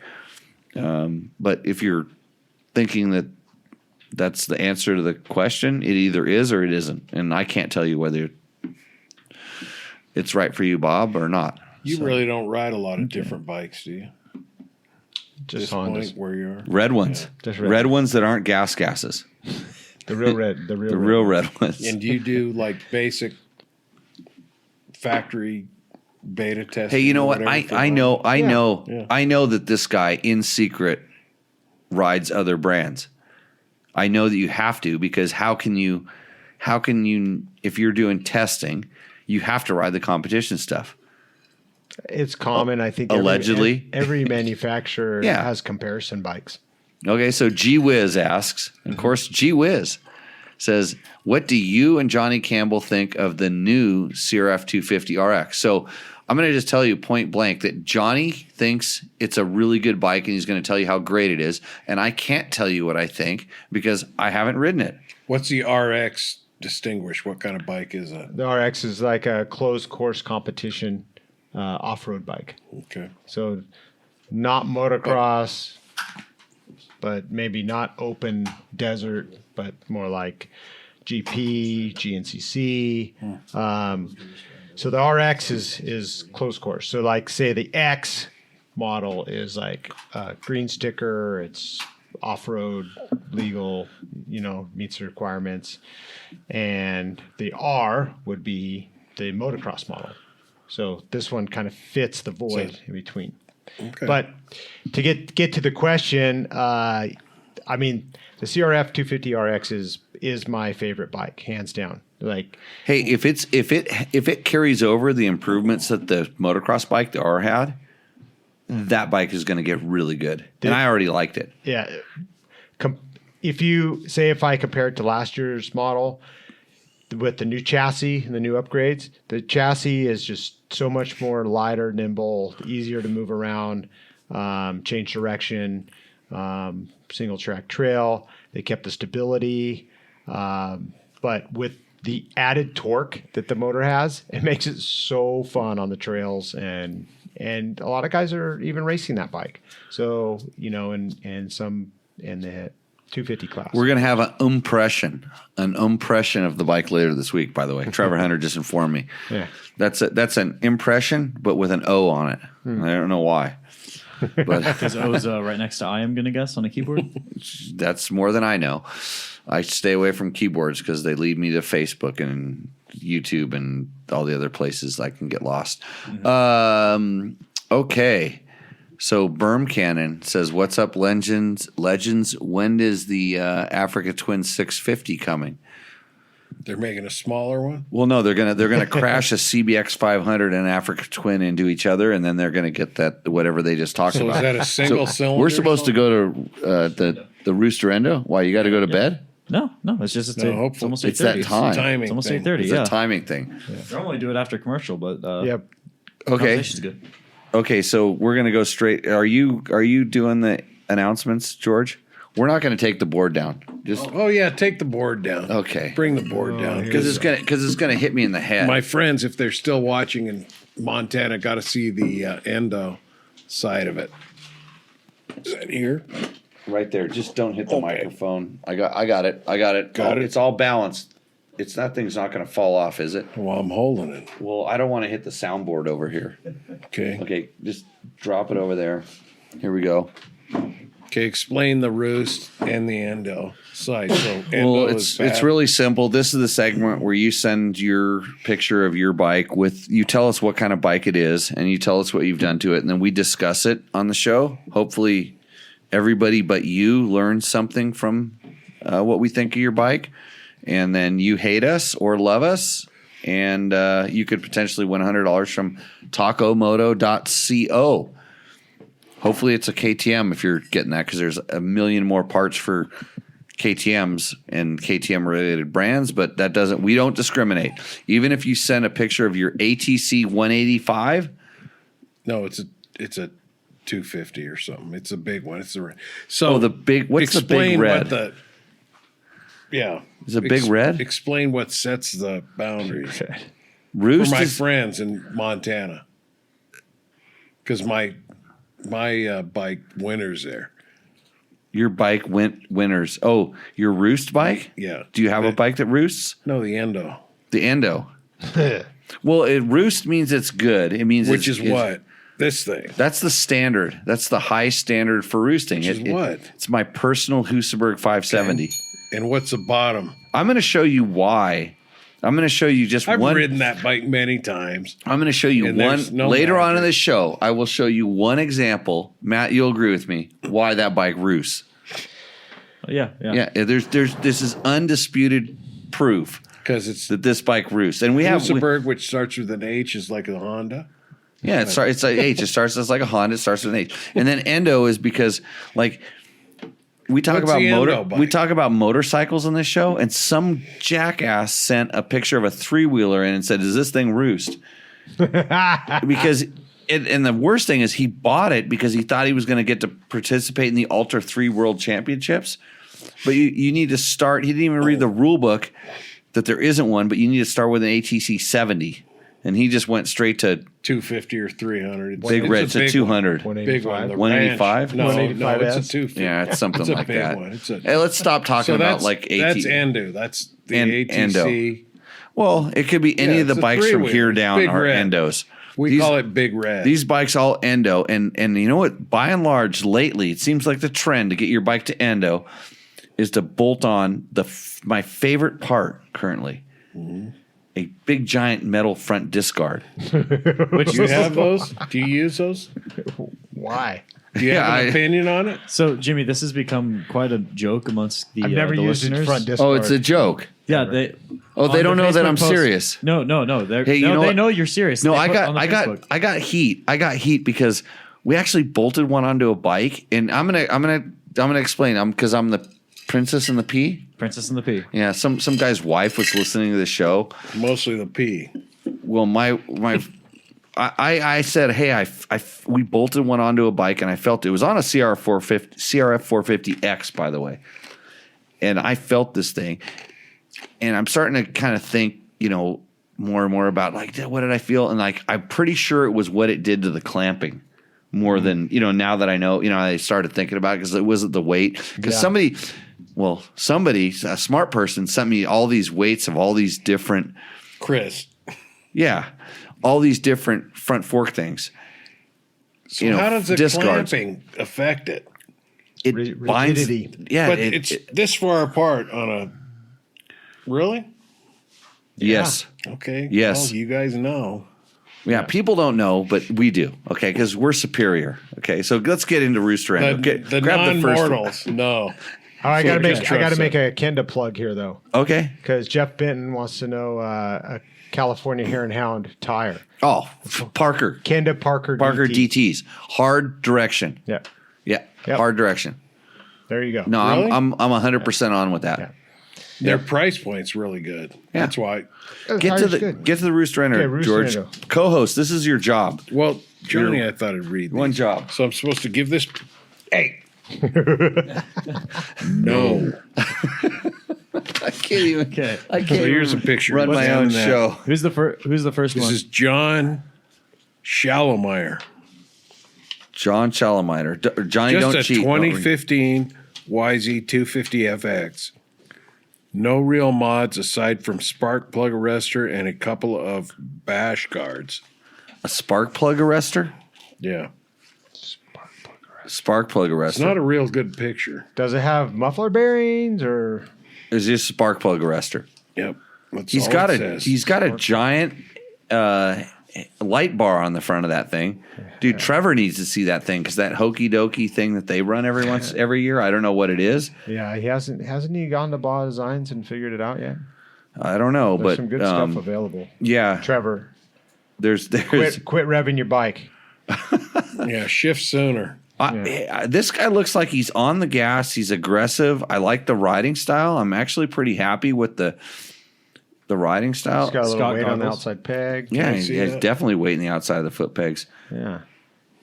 So what let me see this sheet. Just a 2015 YZ250. There's I'm gonna- not much sheet That's a here, great really. buy. I like the fact he has a light. That I'm just assuming that he does ride at night, and that's a cool factor. Right Yeah, he's there. doubling his riding time. Yeah. Yeah, okay, Roost. That was easy. I was Really? It's Blue Crew too. And We're- he Yamaha. didn't he didn't Johnny Gucci Penn. out his aftermarket junk all over his bike. He says he has some protective stuff, which is good, and he's riding the hell out of that thing. Good, run it, Roost. Here's a pin, Johnny. Just stick it up there high on the Roost side.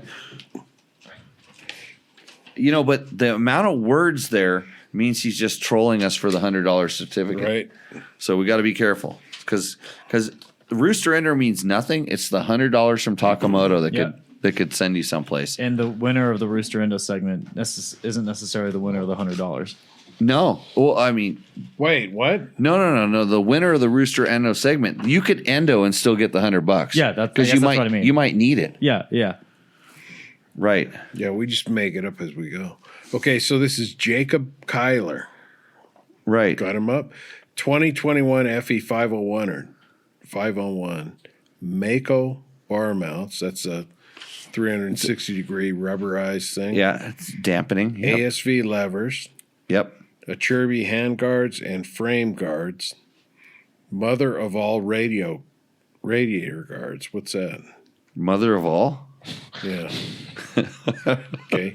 Molecule Motorsports skid plate, sick ass light switch, and sick ass rear brake light switch. Okay.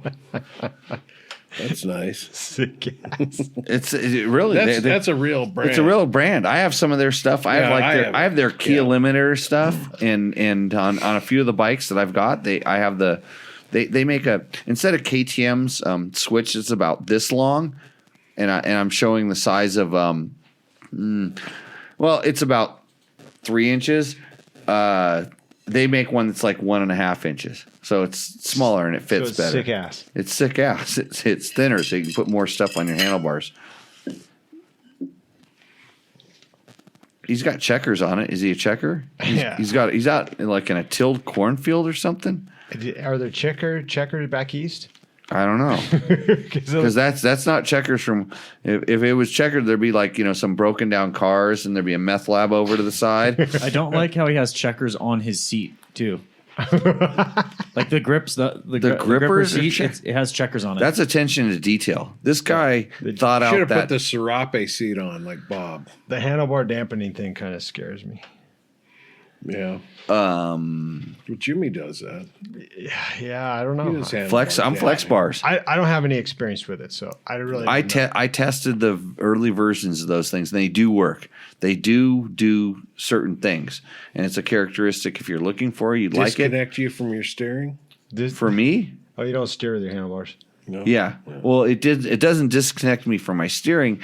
I like It that. disconnected me a little bit from what I'm feeling. Mm-hmm. It was interesting, but no, there's a lot of people like them. They're they do things, they do stuff, and good or bad is dependent on the rider.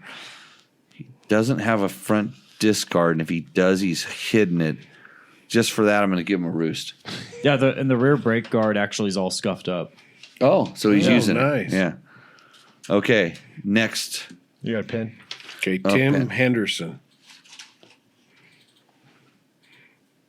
Got Tim up there.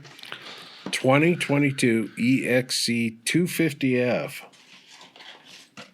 EXC 250F. I've got one of those. Wait, it's a 20 what? Oh, no. He says it's a 22.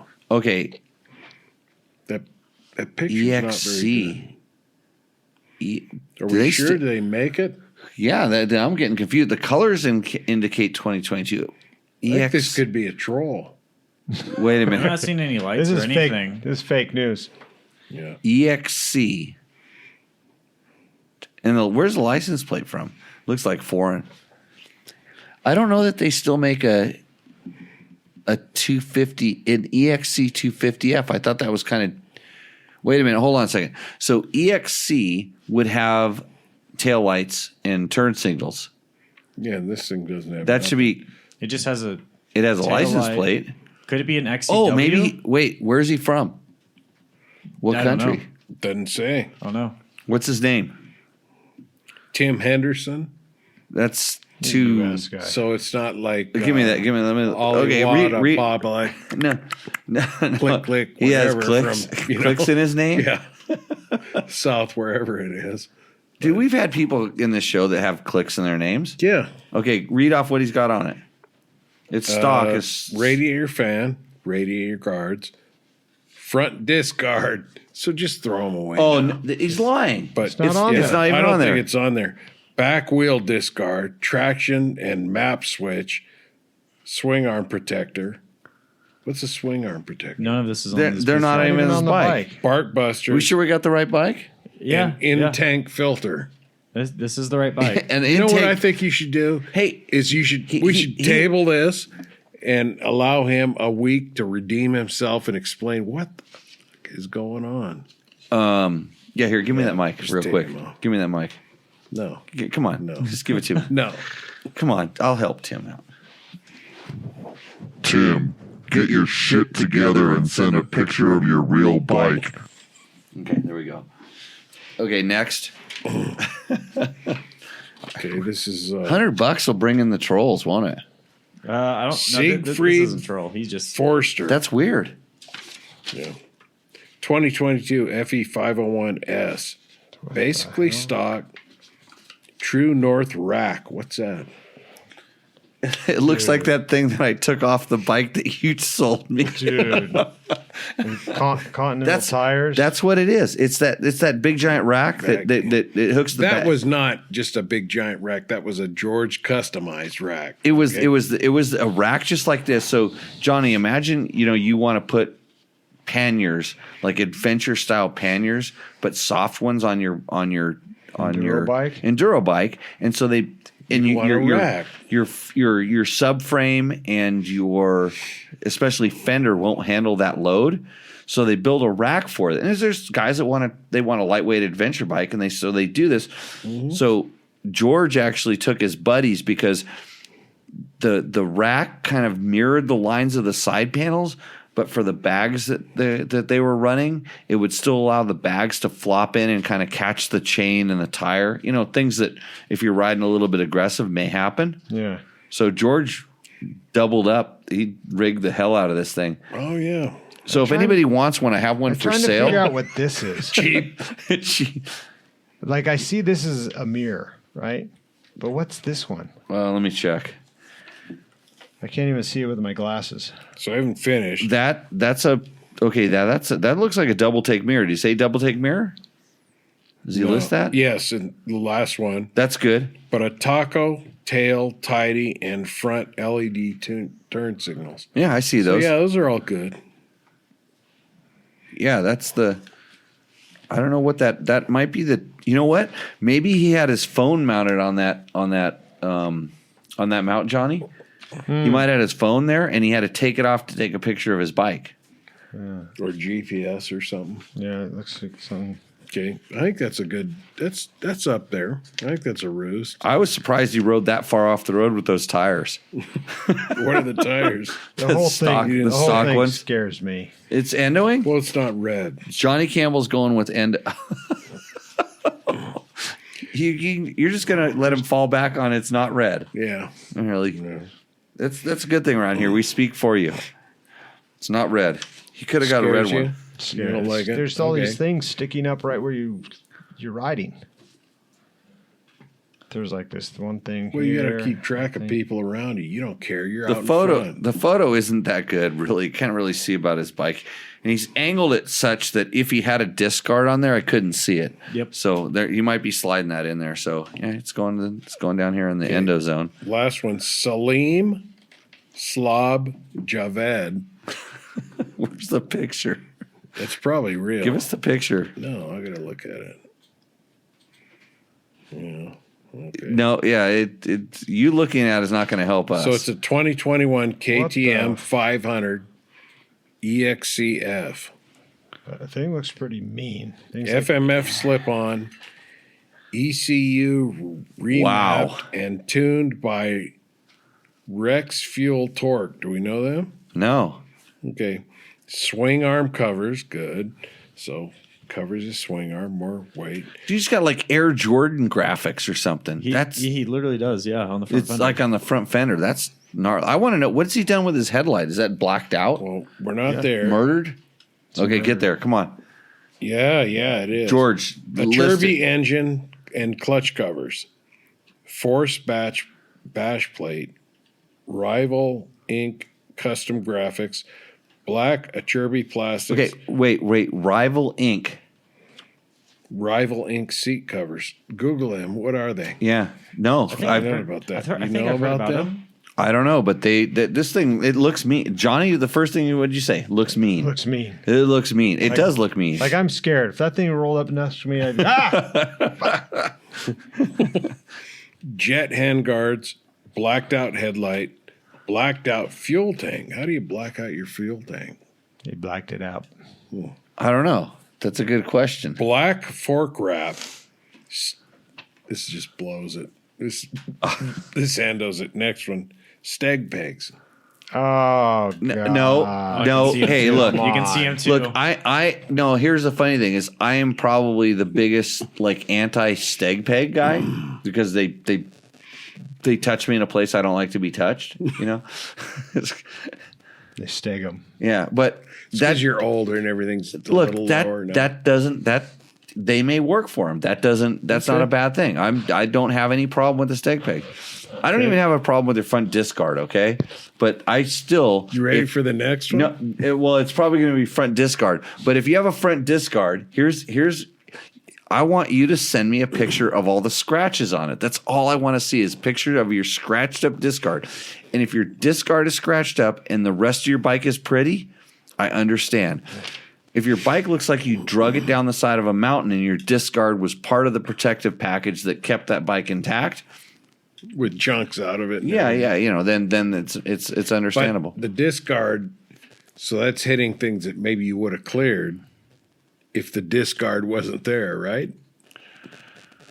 Because You got me confused. No, if you're going down, you got a disc guard, and you would have cleared it with just your disc, Right. and the disc guard sticks out another, and you hit it. That's no bueno, is it? You can never tell. But anyway, so you ready for the next? Because we got 3 more bullet points. Okay. No, 2. So I said steg pegs, 40 millimeter bar risers. Oh boy. He may be a non-lurch. He may be a guy that's tall with really like Alligator like arms. Tyrannosaurus Rex, like Right? like the Tacosaurus. T-Rex. Let's call him T-Rex. Actually, the Tacosaurus Rex lost his hand here. And then the last is a tidy tail, Tidy tails are which good. I think's a cleanup tail. We gotta light pick a turn winner. Signal thing. We got to pick a winner out of this group. What is this? I like the graphics on this. I really do. It's the bike's just. He's looks making neat. it roost. He's It's a making clean it looking roost. bike. I'm scared of it. That thing pulled up next to me. I'd get out of there. Just turn and go away. It's like going to the Atomic Inn on a Monday night.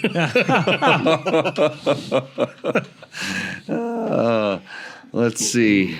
I'm having so a who hard. wins on? I'm having a hard time remembering the bikes in general. So we had the Checkers, we had the YZ that was racing, we have the Mean Bike, the Husqvarna, and the 250 Okay. EXC. For me, it's between the last one and the YZ that was racing.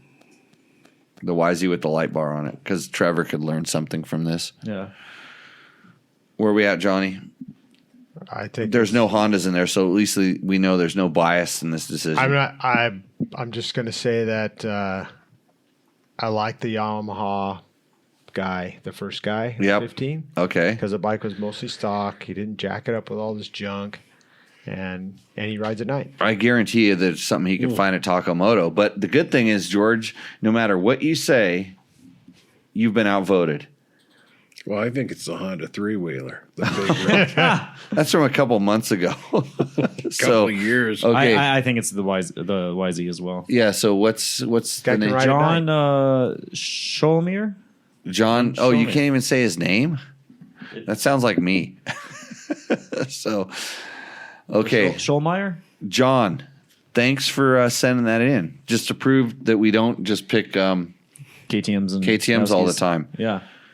No, it was a cool, good bike. He should check out the 2022 CRF 250 RX. Hey, so I hate to say a this, but bomb. like this just in. Chris Parker trolled us, and he said he just wanted to see if he could get a Baja legend to say his name on the air.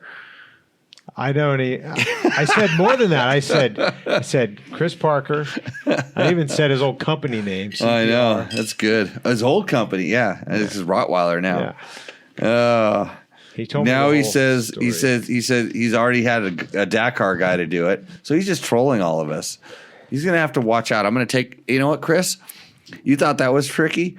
Wait till I bring my cat down to your shop and your squirrel's done. Oh, boy. Selma will make a bad day. Are we ready for the next thing? Oh, we're ready for the next thing? for your story here. So everybody wonders why that the Husaberg is up at the end and how I have some crazy affection for my Husaberg, but it's not just like crazy affection. It's like proven. There's certain things that you just have to like prove. Every once in a while, you just have to say, yeah, I've got this. So there's a little video that just surfaced on the internet. It's out there. There was this time when a Husaberg 570, and I happened to be riding it, lined up at the bottom of Oldsmobile Hill. It's a famous drag racing hill out at Glamis that everybody goes to prove the worthy. It's a proving ground. Yeah, it's a proving ground. You're going to show this thing. It's take no prisoners. You're starting at the bottom, racing to the top, and the thing that gets to the top the fastest is the best thing. Can you put that up here, Matt? We're going to put it's going to see it here. It's going to go up there. So evidently there was this time when my Husaberg, I was there on my Husaberg, and there was some other guy on a factory Honda rally bike, and there was Who would that be? There's another guy on a factory Yamaha rally bike, and there was some other guy named Johnny Campbell who's sitting right next to me. He was there. Some other anonymous. And there was some other guy named Kendall Norman. That donkey was just showed up out there. And we just looked at each other, and we didn't have to talk. We just like shook our heads. We do this thing. You shake your heads because we knew it was a race. We knew we had a race. And then somebody threw a tire or a shoe or a rock. They threw it, and when it hit the ground, we went. And this is the video of what happened. And we're gonna get to hear it too, because you can hear. Yep. You can And hear they a can little. hear us talking over it too. Yeah. So here's what happened on that fateful day. And by the way, Husaberg 570's on the far side of the screen. You'll know because it's the one that darts out in front. Here we go. Ricky Brayback. Who's next? Andrew Short. There's Johnny Campbell in the right. Here we go. And the Husaberg on your screen. Johnny Campbell in front. Who's that up front? It'd be me on a Husaberg. would be Jimmy Lewis. I'm looking over to the side, and right now I decided since I'd won, I just started to pull a wheelie. Who's that in the far left? Is that Kendall? Yeah. Yeah. Yeah. That's it. Let's go back to the start. Did he take off and get a? No, I didn't get a jump.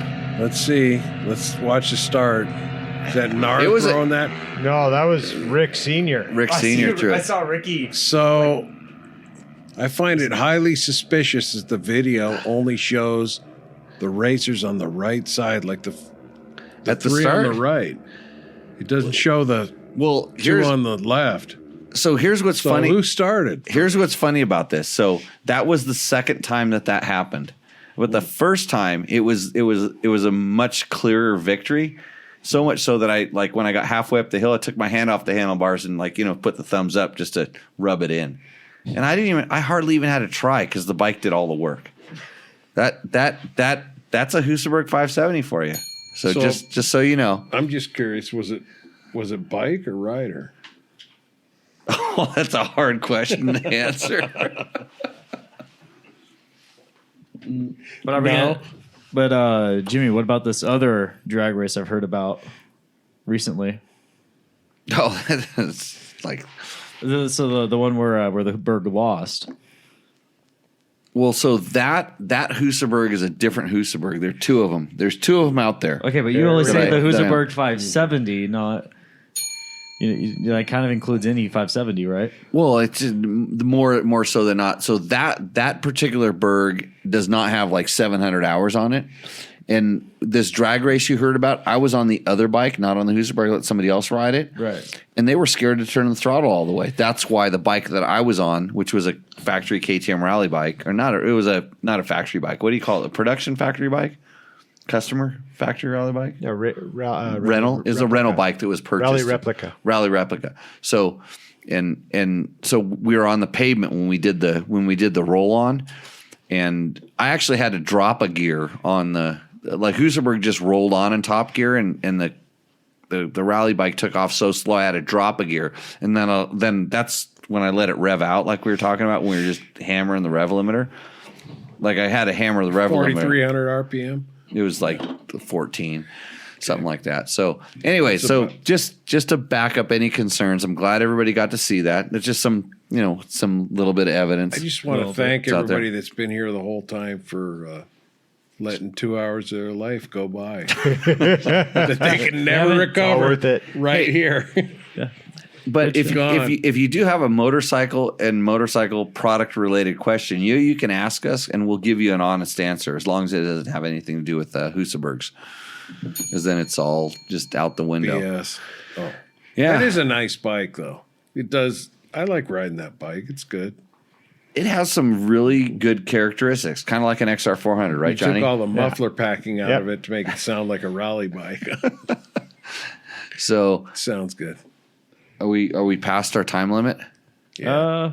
Getting up there. We're getting up there. I don't know how many more. Like, I'm the questions one we have that's left. tired, and Matt's over there. Just So anyway, getting groggy. you guys, these guys don't want to promote themselves, but there's Jimmy Lewis off-road classes and stuff. Johnny Campbell, go on a Johnny Campbell tour. What was a quote today that the guy said?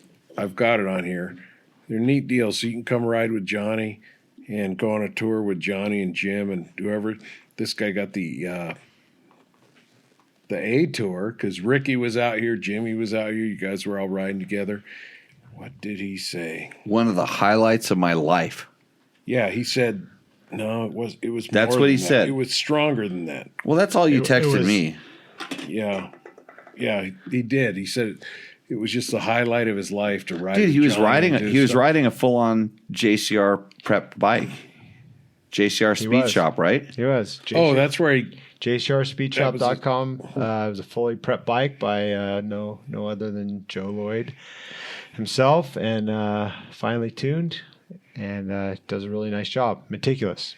So they're starting some guy. tours and stuff around, and it's cool. And yeah, where else are you going to do that? JimmyLewisOffroad.com changed my world. Oh, changed your world? It did. Changed his life. It did. No. I can ride safer, longer, better. Oh, good. Questions Yeah. are popping up. Look at this. But Have you tested the Precision Racing Parabolic Damper? My answer is no. I've ridden a couple bikes that had it, but I haven't tested it. If so, comparison between the Scots and Precision dampers. I never rode one. Only Scott's.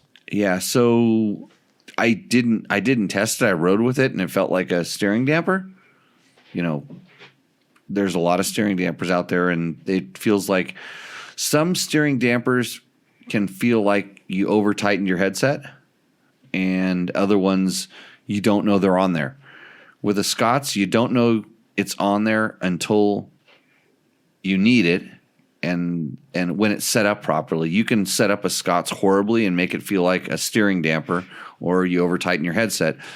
And the precision parabolic ones that I rode on the bikes, generally I asked the riders that had them on their bikes, can I turn this down? Because and a lot of times these are clients that come to our class and stuff. When they buy a steering damper, they want it to feel like they bought a steering damper, so they have them up a little bit too tall.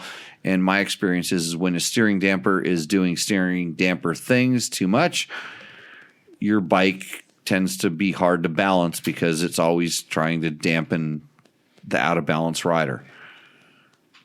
Make sense? Makes sense. Makes sense. So I don't have enough experience with a properly set up one, and I would like to try it to find out so I can answer this question better. But I definitely know that the Scots is really, really good. It's the standard of steering dampers as far as I'm concerned. Johnny, is a Scots damper, is that like a standard? You put it on whatever bike? Every bike you won Baja 1000 on, right? Yeah. I've been using Scots dampeners since 1991 or something, and solely. And we did have a bout with the Showa dampeners on the Hondas. They were the stock ones. The stock ones. I actually used we had Works ones at one point that were completely the opposite of the stock ones. Would you say that? Yeah, they worked, and we were trying them in Baja and stuff. We even had like bearings that had higher friction and different things like that, because those dampeners. Now, not to get off subject, but you could turn 15 degrees and it doesn't do anything until that shaft starts pulling out. Then it starts dampening. So, right. So that first 30 degrees, you had nothing. Right. They were designed. That damper was designed more to hold the bike down in turns. Yes. in like a Supercross bowl turn. Yep. That where the Scots damper is designed to stop the wheel from coming off center. Yeah, in a violent hit. Yeah, and the Honda one, it's funny because one of the best things I ever did to some Yamahas was put the Honda damper on the Yamaha because it would hold it down in turns. A lot of teams are still using that. Yeah, different manufacturers. Yeah, it's different. It's a different thing. Off-road dampening is different than what you would want on motocross or supercross. But I can still take my YZ125. My motocross bike has a Scots damper on it, and it's set up a lot different than my off-road Scots damper because I wanted to do kind of a little bit what the Honda damper does, which is for sure a different thing. So, yeah, I haven't tested that precision one, but if I could, I would tell you more about it, but that's what it is. Facebook, fuelthetorque.com, Australia. Rex Fuel Torque is out of Australia, and he is mapping late model KTM ECUs. Tony, is he doing the stock ones? That'd be interesting to find out. If he's remapping stock KTM ECUs, because when the guy that figures out how to do that is probably going to get some business. So, and I'd like to know about it. So, Matt, I want to figure out what else you guys are marketing. Us? Yeah, you guys. Sign up for the Jimmy Lewis Off-Road Training Beginner Schools and get a 10% discount code of Tech Talk Taco 22. Tech Talk 22. No caps, one word. Yep. No Talk caps, 22. one word. Jimmy Email us if you need to, and just go to www.jimmylewisoffroad.com. There's the online courses up in the side, and you can see that.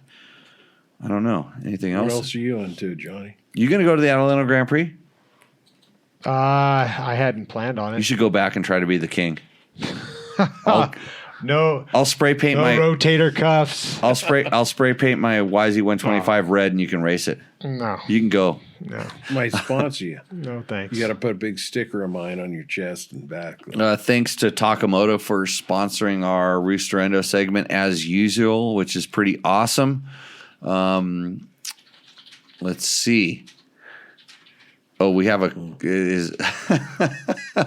I'm not going to answer that question.